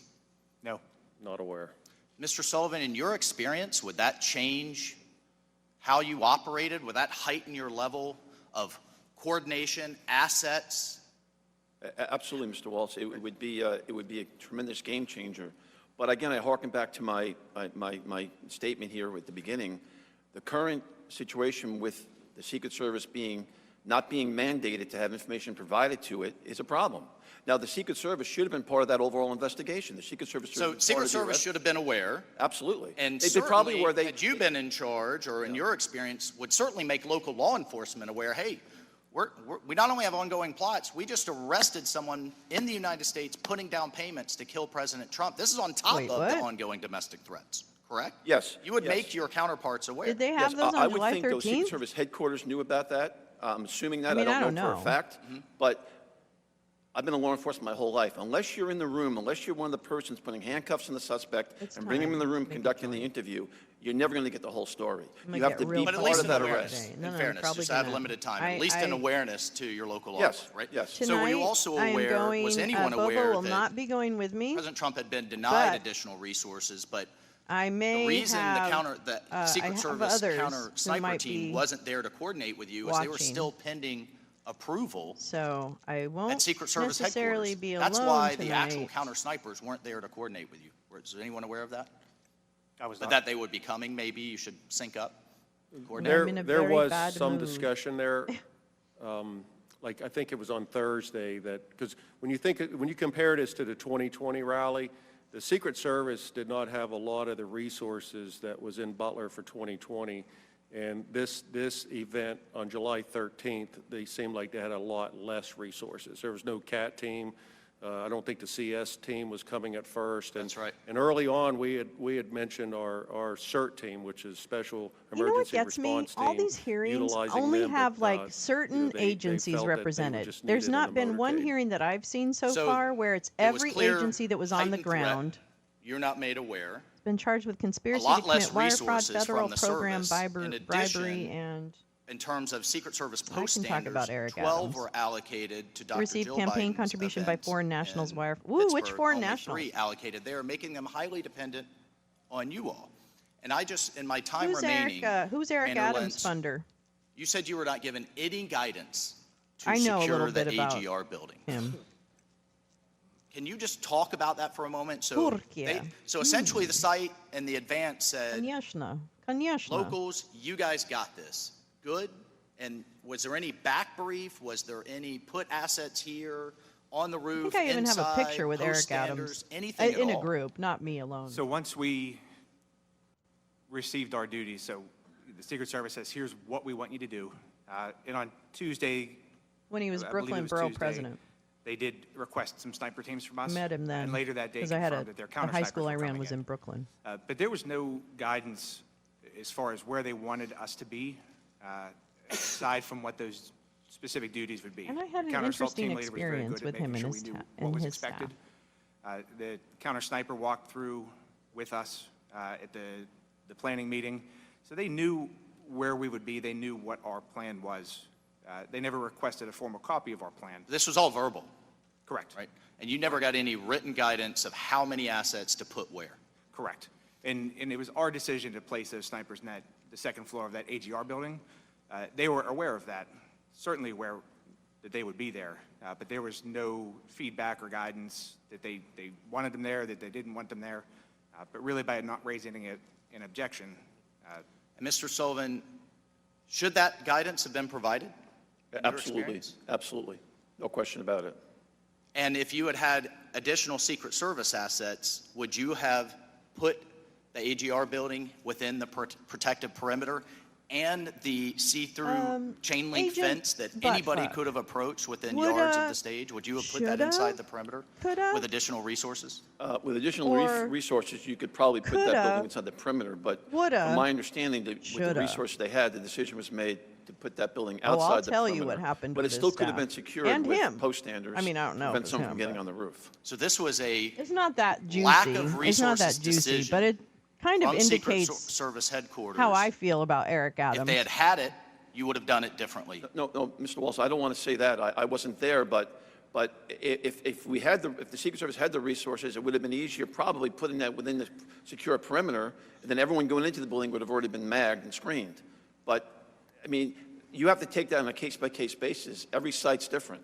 But at this point, you. you could go up to that fence without being magged or screened. Yes. That's correct. Oh, remember when he said take the magnometers out? They're not here to hurt me. Christine, What about that, Mr. Waltz? Thank you, Mr. Chairman, and I want to thank all of you for coming and being willing to assist us in trying to get at the facts of what happened, what went right, what went wrong. And I offer you my thanks for your service to community and to country, but I also want to say I'm sympathetic to your losses that day and the stress and trauma that it put on you and the entire community. Yeah. I had the opportunity, I'm going to ask that the map be brought up. I and many others on this panel had the opportunity to do a site visit at Butler. Is that okay? Thank you. Oh, I'm sorry, you don't have to hold it. Excuse me 1 second. Where's AGR? Oh, cool. Empty wheel. Sweet. And what struck me, and I think most of us, was the proximity of the place, how close everything was. Again, I thank you for your service to our country and, of course, to the community that week and that day and continuing. Officer Plasko, this set of buildings at the top here, there are adjoined buildings, there's a separate building, there's a parking lot, there's a wooded area. What we see at the top, is that the AGR complex? Yes. Okay. How far are the AGR buildings from the red barns behind the stage, which I don't think are shown here? Red barns were here. They are approximately 130 yards. 130 yards, okay. Is it your understanding that the AGR complex was left out of the secure perimeter by Secret Service and the plans in the rally, outside of that which was established by Secret Service? Yes, that was our understanding of it. You said, well, I know you were on the ground on the 13th in a patrol capacity, and your thoughtfulness of moving in so quickly is admirable to me. But you were there at the planning 2 days earlier, is that correct? Yes. On the 11th? Is it true that within minutes of joining the walkthrough on the morning of the 11th, you shared your concerns about AGR complex not being secure?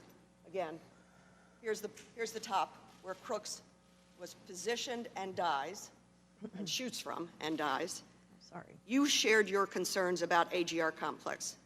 With whom and what did you say? I did share my concerns with the agents, from my understanding, that were in charge of the site that day. I explained to them that the snipers inside that building were overwatching the venue itself, and that the whole area, specifically the whole area coming leading up from the water tower, we had no vantage point from. We could see part of the building that Crooks was on, but we had no access and or line of sight, I should say, to that area. And I asked the Secret Service members that we do not have the additional manpower to post anybody there, and I requested additional people to be posted there so there would be no access to those grounds. And what response did you get? That they would take care of it. They would take care of it? Yes. And did you think that meant they would put it within their secured perimeter? Whether they put it within their secure perimeter or they posted bodies, actual people there, that was my expectation of what was going to happen. And I want to point out, for the benefit of those who haven't been there, this is a fence line for the AGR property, is that correct? And it's a chain link fence. Yes. So you can see through it. Yes. And this property, AGR property parking lot, was not locked down. People could walk in and did walk in. Yes. Including Mr. Crooks. This is another chain link fence, I believe, with just the grassy perimeter. Yes. Did they say anything about posting an agent or blocking, making opaque that fence line or both fence lines? So we were told that they were 430 yards, but maybe he said 130 yards. I don't know. Opaque fencing along that's the what line. I thought. In the Which would be military, I call it 430 sniper fencing. But it's an opaque fencing that Or it could be 1,200 feet. It's a green if fence. It was 430. What I know it to be, that all the way around the outside of the perimeter. Mr. Lieutenant Harold, can you talk about whether or not there was a discussion about posting vehicles along either of those fence lines? Farm vehicles, trucks, buses? On Thursday, well, even on Tuesday and Thursday, there was discussion about farm equipment that they were going to post. It was the campaign that was going to post farm equipment. And at one point, it was along the pond side of the stage, and then they were discussing about putting some farm equipment up above between the stage and the AGR building. So there was also a contact that was provided to the campaign about a resource that would be able to provide additional equipment to banners, trailers, some of the same equipment that was utilized in the 2020 rally. And so I had put the campaign in contact with this individual, so if they needed additional equipment along that fence line. And then there was also some discussion about, I think it was like, I guess you would say a jumbotron How come no or one's something, really like there was talking supposed about to be what a the screen campaign of some staff did to sort, coordinate? you know, like blocking that area You know what I a mean? little bit better. Like, did the campaign Saturday staff make morning any when we showed up, I think there was one interventions in what the combine that Secret was Service was between trying to? the I AGR just building feel like this is and the such stage, fucking and there like was a few 1/10 additional of tractors the that was on story. the opposite side, on the pond side of the And farm I don't show really there know from the what we're stage. here to do. Commander Lentz and Mr. Blasco, when Secret Service arrived, did anybody say to you all, well, we're missing some of the one stuff of these we thought was idiots going to be needs to here? summarize this block and that say, line of okay, sight. so we're agreed that we didn't talk to each other. When I arrived at the day of the We rally, wasted I actually resource. did not We didn't have speak to resources by anybody the from the Secret building. Service, We didn't respond until I enough had to make a phone suspicious call, people. to the You know, I want that, and then Secret move the Service fuck specific on. to a possible threat that the 911 center received. I thank you. I recognize I've gone over, Mr. Chairman. Innocent Thank you. man Again, I'll just executed go to, by the thank you for your state. service, and it is And stunning. this is what we're the talking proximity about? of that rooftop and all of that property. So thank you. Thank you, Ms. Dean. Mr. Mallon, Mr. Fucking Fallon, you're world is recognized so for 5 fucked minutes. up. Thank you, Mr. Chairman. Lieutenant Harold, how long is the academy that you attended to become a Pennsylvania State Trooper?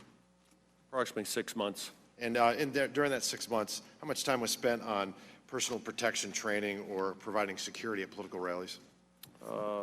Very little. Yeah, if not any, right? Right. Would that be the same, Commander Lenz and Officer Blasco? Correct. There's, Similar? to my knowledge, none in the police academy. Agent Sullivan, when you went through the academy training, was it 6 months like it is now? The first school was 12 weeks at Glencoe, Georgia, and the second Secret Service was about 16 weeks. Fair to say that about 5 to 6 of those weeks were spent on how to secure perimeters and things like that at political rallies? Yes, it was and personal protection? The vast majority was protective intelligence, investigations, protection. Right. And then when you actually went on a protective tour, it's about 5 or 6 years? That accurate? You'd have to be an agent for at least 5 or 6 years before you could be assigned to protective detail. Right, but a protective tour lasts about 5 years or so? No, when I was an agent, it was between 3 and 4 years. Okay, it's about 5 years now. Or more, yes, sir. So fair to say, I think we've established that the experts in protection are the Secret Service and not local law enforcement. You do a lot of other things. To illustrate for the American people the abject historical failure of the Secret Service, because they're supposed to be the premier We're now entering the protective phase where agency we in need the to world, denigrate and the on Secret July Service as 13th, one of those federal or anything institutions but. that needs to go. And Helen Comparatori doesn't have a husband because of that. So when I visited the Butler farm, the Butler Farm Show and the AGR complex, 2 things struck me. The absolute, that proximity of the AGR building to where the stage was where President Trump was speaking. And also, when you're on the other side of that very limp chain link fence, how much, I'm shocked as to how many people were milling about that didn't go through any magnetometers or any security checks. Officer Blasco, do you have any idea how many people were on the grounds that day on the AGR On the property? AGR complex? Yeah. From talking to the sniper units in the AGR building, they said there was approximately 150 to 200 people. Okay, so there were hundreds there. All right. And so. There were hundreds in that building? I thought there was just the 2 guys on the second floor. Property, it's outside the security perimeter, but there were hundreds of people 50 yards closer to the president than the shooter. We didn't know who they were. Commander Lenz, what's the highest structure in the direct proximity of the AGR building? The AGR building's what he sat on. But there were people inside the building, the one he got on top of? The water tower. In the water tower, yes. The highest one. Did the Secret Service ask you all to post anybody up on the water tower? No, they did not. Okay. Would that have helped perhaps secure the area and mitigate the threat of the AGR building if we had somebody up there? I think it would help secure the AGR complex. Because you had a clear line of sight on it if somebody was up there, right? Correct. Yeah. But they didn't do that, did they? They did not. All right. Commander Lenz, as far as the walkthroughs, did the Secret Service perform a walkthrough? I think it's more like you all? Mr. Sandbag Man. They did? On Thursday, there was a police walkthrough. Okay. And during that walkthrough, did they help you and advise you as to how to secure the AGR building? They did not. They did not. Lieutenant Harold? That guy looks like he's Our a little walkthrough strung was out Thursday, on something. and AGR building was not discussed. They wasn't discussed? Yeah, we were inside the fence line of the farm show, and we picked they picked their stationary post where they wanted troopers assigned within the perimeter, and the AGR building was never discussed. Okay, so we could have surrounded that building with, say, 8 or 10 officers, and it probably would have mitigated the threat the AGR building presented. Fair to say? Yes. And the Secret Service didn't ask you to do that? No. Okay. How about just clearing the area entirely? It's about 17 acres, but only about 4 or 5 of those acres have line of sight to where the president was speaking. Did they ask you to maybe put up some stakes around the perimeter, police tape, no trespassing? They asked you to do that? No, I knew AGR. I knew the parking was restricted that day. The business was not going to allow parking, but there was no other communication regarding the AGR. If the AGR property had been cleared with police tape and some, don't trespass and nobody other than law enforcement walking about, would that have helped secure the area and mitigate the threat of the AGR building presented? No, it would have, but I know that they were going to sweep the farm show, so I'm not sure if that area was swept by Secret Service or not. I have no knowledge of that. We know that there were hundreds of people that didn't go through any security checks that were milling about on that property that day. Outside the presented fence a is grave correct. threat, and we just got lucky in that regard. Yes, sir. Do you think that, I'd say, Lieutenant Harold again, were law enforcement stationed on the roof of the AGR building? Did the Secret Service ask you to put people on the roof? PSP was not asked to put anybody on the roof of the AGR. Commander Lenz, were you asked to put anybody on the roof? We were not. Officer Blasco? No. No. But if there had been law enforcement on the roof, probably wouldn't have had a shooter on the roof. Fair to say? True. Yeah. How about drones? Agent Sullivan, to the best of your knowledge, were drones deployed that day to help mitigate the threat that the AGR complex presented? Mr. Fallon, having not been there, it's my understanding they weren't. The Secret Service had some technical issues with the drone. That's my understanding from public knowledge. Lieutenant Harold, if cameras had been placed on the AGR roof, would that have helped mitigate the threat? That would have. Where the Secret Service didn't place any cameras to your knowledge, did they? Not aware of any cameras on the roof of the AGR building.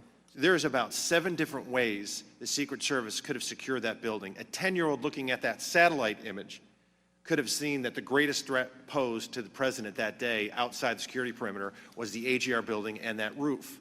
And a 20-year-old with a week's notice figured it out and outsmarted and outmaneuvered the entire U.S. Secret Service. And that is a shame, and it's a stain on their agency. And the best way to prevent these from happening is you don't react to them, you prevent them in the first place. Mr. Chairman, I yield back. Thank you, Mr. Fallon. Ms. Houlihan, you're recognized for 5 minutes. Thank you, Mr. Chair, and thank you very much, gentlemen, for joining us today. I want to join my colleagues in thanking you for your service. I, too, served in the military, and so I'm enormously grateful for the safety and security that you provide all of us when we're home. My questions are going to be focusing primarily on communications and radio protocol, and so I'm confident or somewhat confident that I know to whom to direct these, but if you have any insider input into it, please feel free to chime in. I want to start with Mr. Sergeant Lenz. Understand that you are the the commander of the Butler County Emergency Services Unit.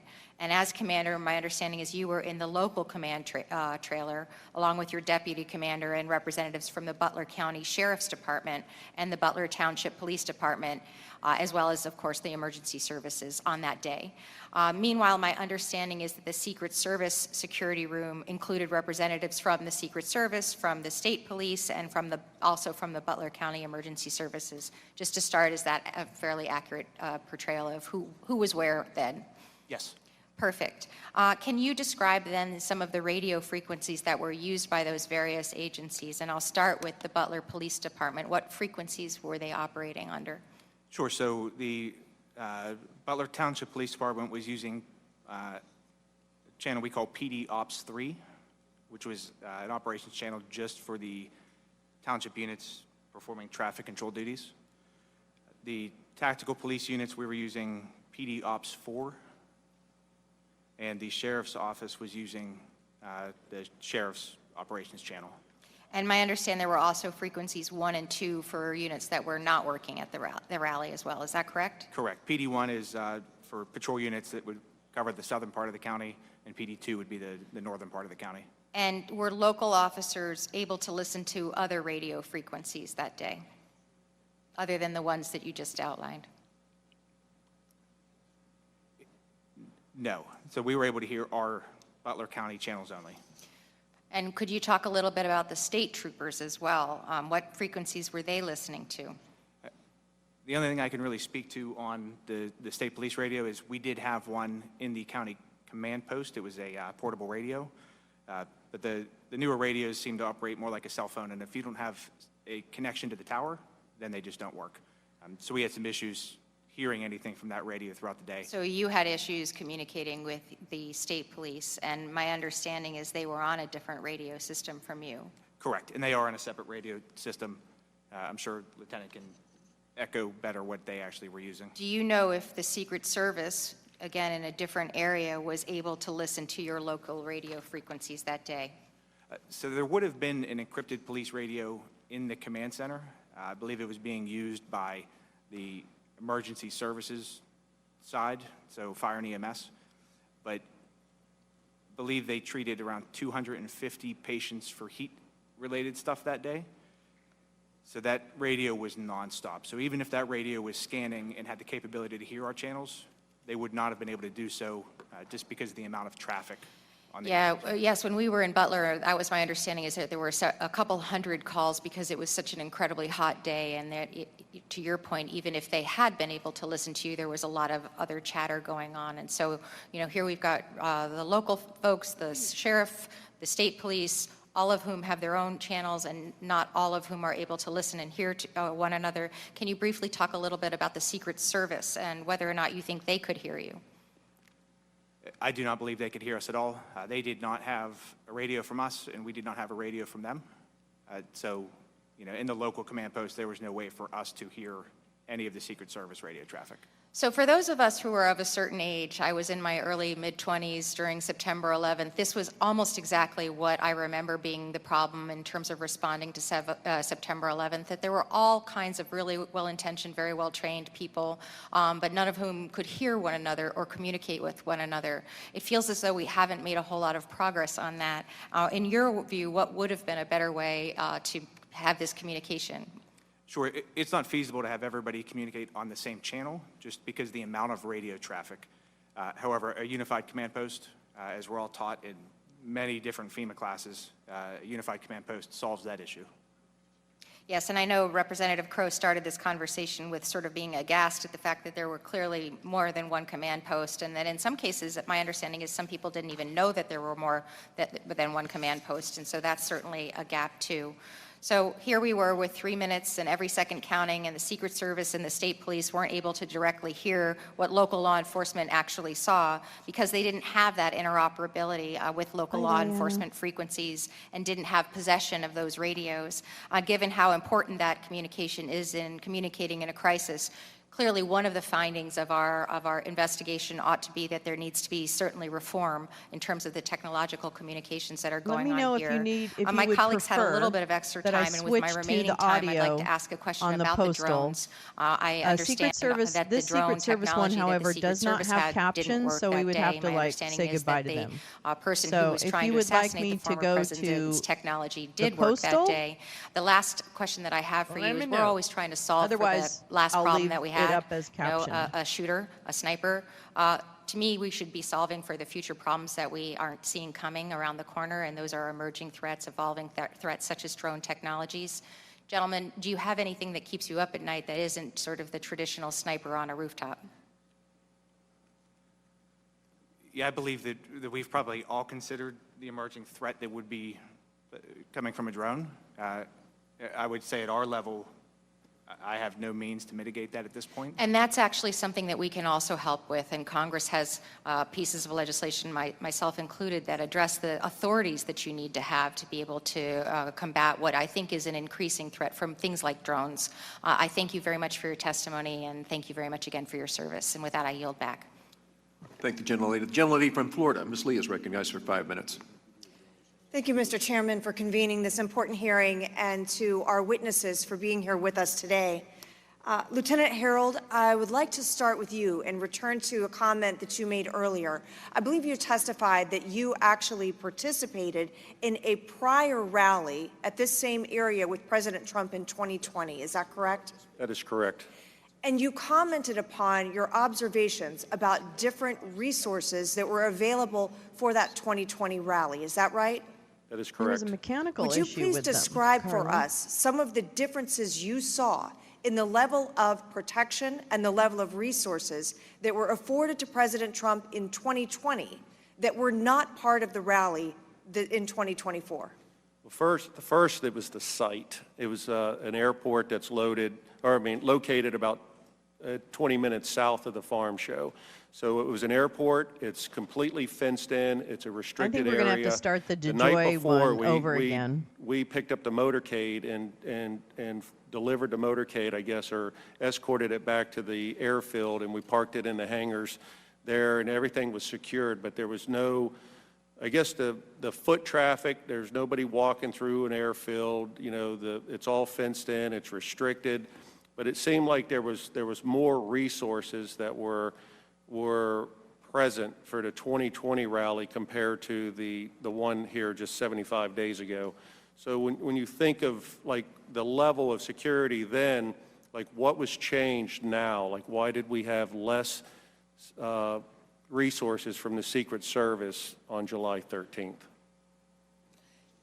In your observation, I'm going to be honest did it with appear you. that I there think were we a should stop higher this number, and a then greater go number to of Secret Service agents involved in the 2020 rally? Go to There the definitely Postal was, Service but and start it over again. What do you It could have been because think? of the motorcade too. Like that, I mean, it was. Say yes if you former want, or just President why. Donald J. Trump if you was want me the to president go then, to so there was, the it seemed postal like there thing was and start it more, over again. more assets, resources, the That's my motorcade. inclination.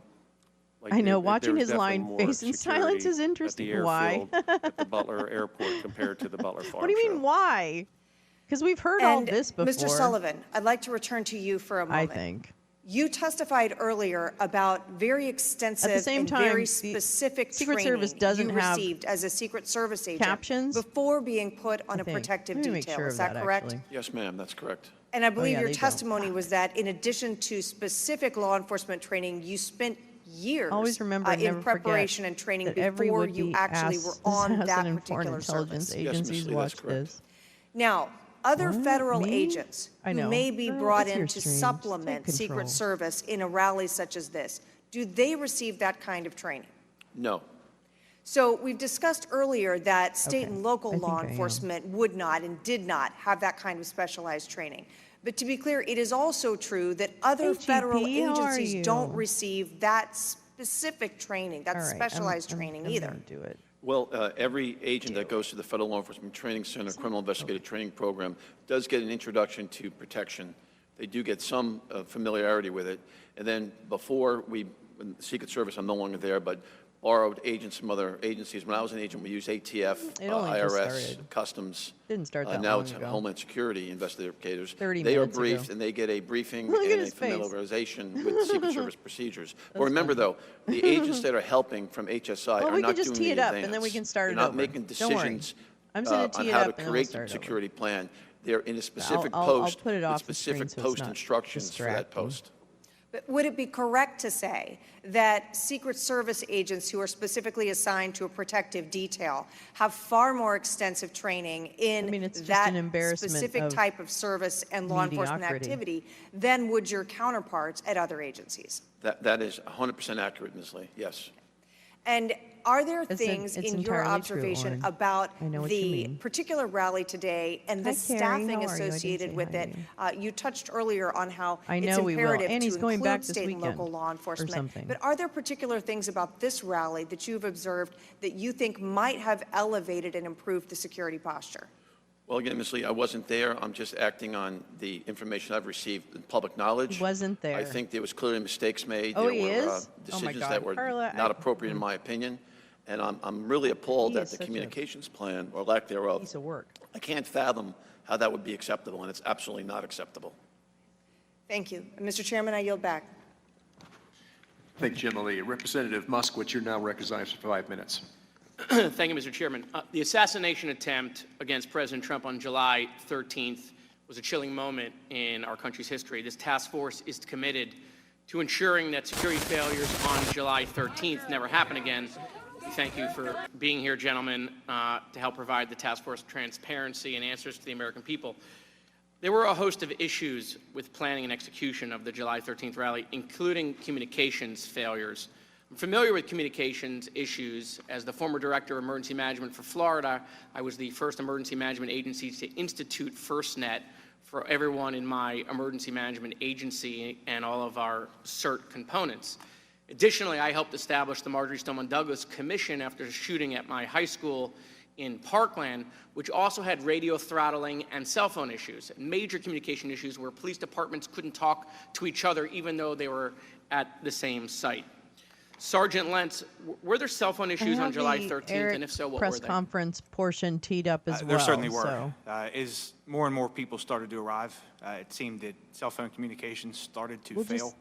just take our time and get caught up on I do have my cell everything. service through FirstNet, so throughout the entire rally, I was able to make phone calls and send messages. But even in the command post, we were operating a mobile And I do cab have the Eric also a Adams mobile indictment. radio I haven't read it either, but platform I do have that didn't bookmarked have enough for us. signal to actually operate.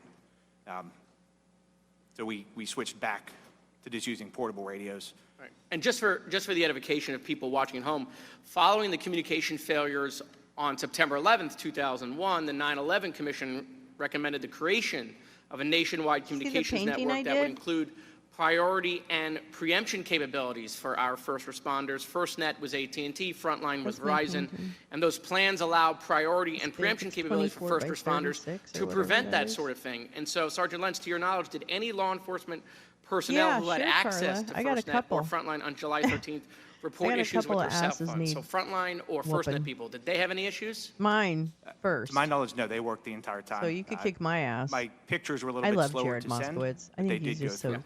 Which spicy members and of local funny. law enforcement can access Frontline or FirstNet? Do local law enforcement That's departments snarky. provide those? All right, Oren, take care. If I don't I do say not know. goodbye Mine to is you. actually my personal phone that I set up through FirstNet. Right, so you have to pay for that Or yourself? if I miss you. Yes. To have priority to make sure you can communicate?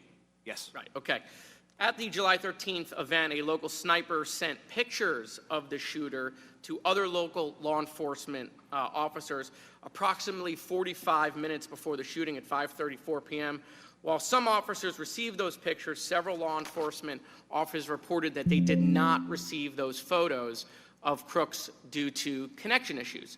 Sergeant Lentz, our understanding is that everyone who had FirstNet was able to receive the pictures of crooks. Is it your understanding as well?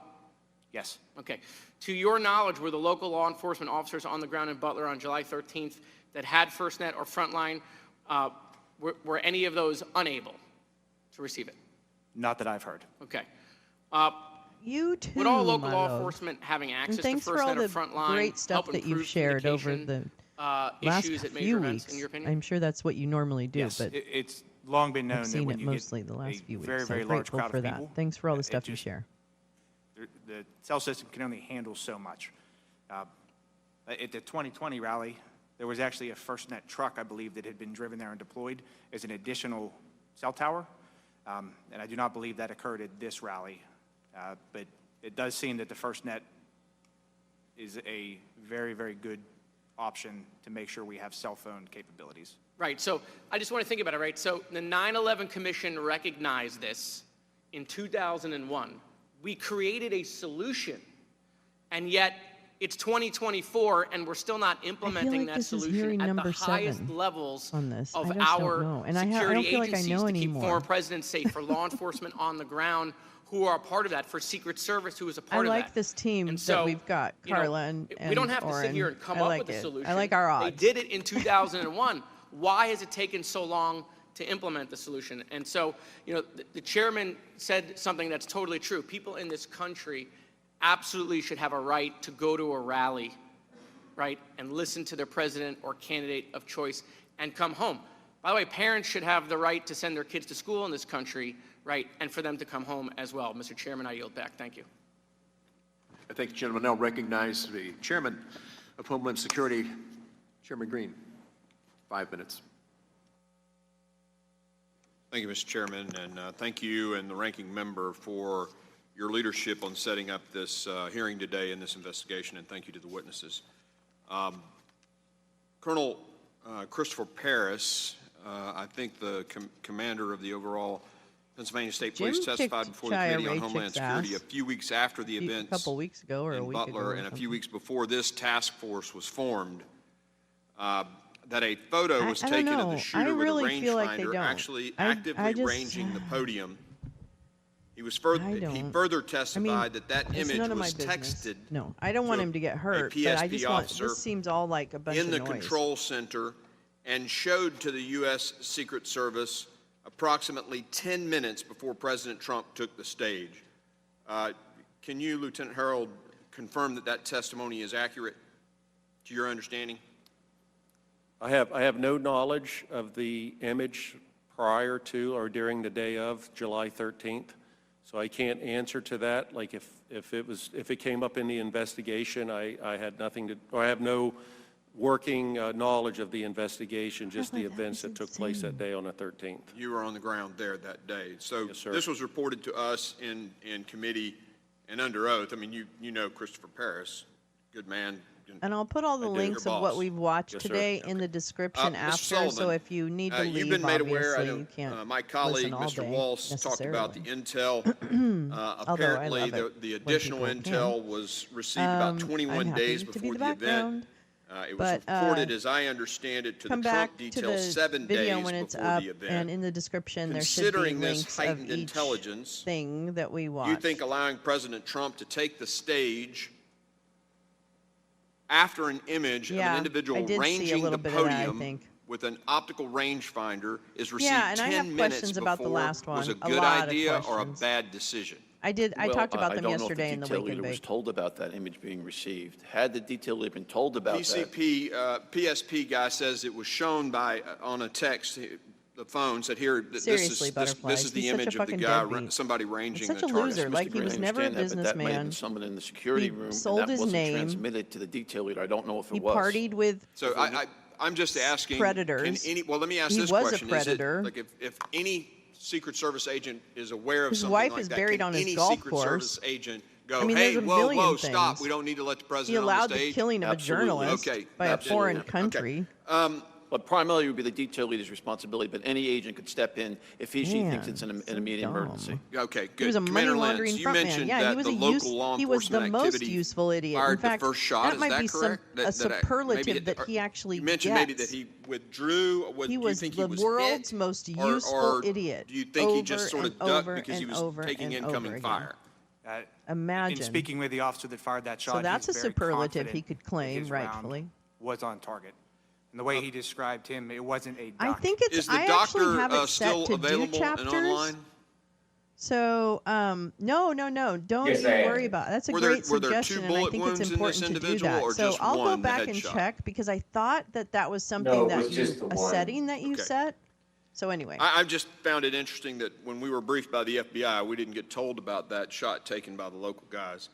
Lieutenant Harold, did Secret Service, the shooter apparently had the gun stored somewhere, and as I that's why I understand never it, want to forget about Tom near Barrett. the AGR I'm sorry. building. I think Tom Did the Barrett Secret knows a lot Service of use shit. Canine teams to clear the And site that prior guy's to the just event now that sitting day pretty, Mr. Acquitted. that you're aware of? Fuck that Question shit. for me, sir? Lentz or you, And sir? I want to know about Commander Lentz McGonigal or- in New York. I'm not aware of any I want to know canines about fucking clearing the McGonigal. area of the AGR International property. We were told that K-9 units would clear the farm show ground. So to me, I'm thinking inside the fence line at, I believe, 1100 hours that day. Are you aware that happened? Yeah, I'm trying to get better Either at of doing you, that so that it's actually did occur? content you might I be able know. to use. My And officers did I'm report working that on there were, clips. dog And Oren, teams thank in you the for all the same clips barn as that that. you've made and shared. Those have been so enjoyable. Thank you so much. And so I'll be working on doing more clips from shows because I So, realize you it's a were long testifying stream. earlier, Nobody wants Commander to watch Lentz. an 8-hour stream. Did or I whatever, understand you 6-hour correctly stream. that you're the leader of the local law enforcement on the ground there, right? Just the tactical Please units. don't even Okay, don't the even think tactical about units. it. I'll First go into time my you talked to settings and Secret Service just that I day was when you haven't needed given it them and enough you called attention. them? So Correct. Did I anybody did check not in watch with you it to make yet, sure but your I got guys the were in the link right and I place for the bookmarked event? that. They did not check in with me, but I do They know. did not. Let me make sure I got this correct. I'll make sure I The U.S. reshare Secret that. Service is about to pull a GP, security God and detail Country. around a It's president a at an event Australian, with a lot of right, people based and a lot of documentary. risk, Documentary. with a heightened risk from an international threat. So it's And they really didn't even relevant check to the in stuff with you to we've make sure watched your guys were in this place week. and ready to Has go? it been this week? Correct, Yeah. not with me. And you're the leader of one of the tactical units covering this and You had make me laugh responsibilities all the on this site. Yes. I find that unbelievable. Let me ask this question Oh, wow, that was some scribbling. to both you guys, Commander and Lieutenant. What I'd like a authorities close-up did the of that U.S. notepad. Secret Service give you in the event that you saw someone with a weapon or, I mean, did you have authority, first shoot authority, and was Let me that find very the clear link. what Hold you were on. to do under the circumstances if you saw an active threat like that? Jim, come on now. They didn't provide any guidance to us. However, our standing orders with our team.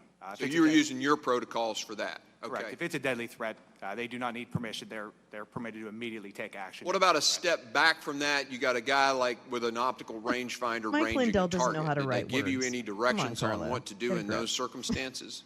They did not. How about you, Lieutenant Harold? Yeah, I think the same thing with protocol. If we saw a threat, we would engage. When it comes to the rangefinder, I had no knowledge of that day of.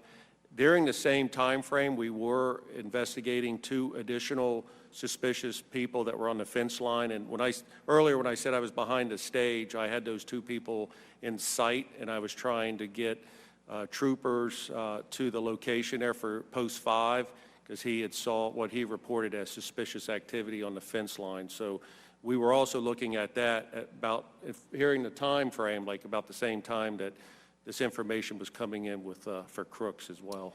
Well, I'll end right now just by saying thank you for the work that you do. We as veterans deeply appreciate the needle in the haystack that you guys have to live to find, and thank you for what you do. Really appreciate it. Very good. Thank you, Chairman Green. Now recognize the gentleman from Maryland, Representative Ivey, for 5 minutes. Thank you, Mr. Chairman. And I want to join in expressing my gratitude to all of you, not only for being here, but the service that you provided to your communities and to the country. Wanted to follow up on a couple of I just things. shared One the on Tubi link, which should be free the for FirstNet everyone. system. Let me For add, God and I- Country. Thank you, I don't GP, know for that reminding me. Mr. Sullivan, you talked Oh, it's not about Australian. FirstNet Forgive at me. all. Rob Is Reiner. Secret Oh, forgive Service, me. All right, able to great. You know access what? I'm FirstNet gonna. as well? That's in the I right don't there know, is Mr. the link Ivey. directly I don't to know the that answer to movie. that. So All right. Do any of you let's know take if each on take a the look day at of that. July 13th, I'll the watch Secret that Service this weekend. was connected to FirstNet at all? Or tomorrow night. I could do it Friday night. I have no information. I don't of have that, any plans if they Friday were or night. not. In the walkthrough and the meetings prior to July 13th, Anyway. were there any discussions about how communications would be had on the day of July 13th? I know that Secret Service, when the county had referenced their you. mobile command post on Monday.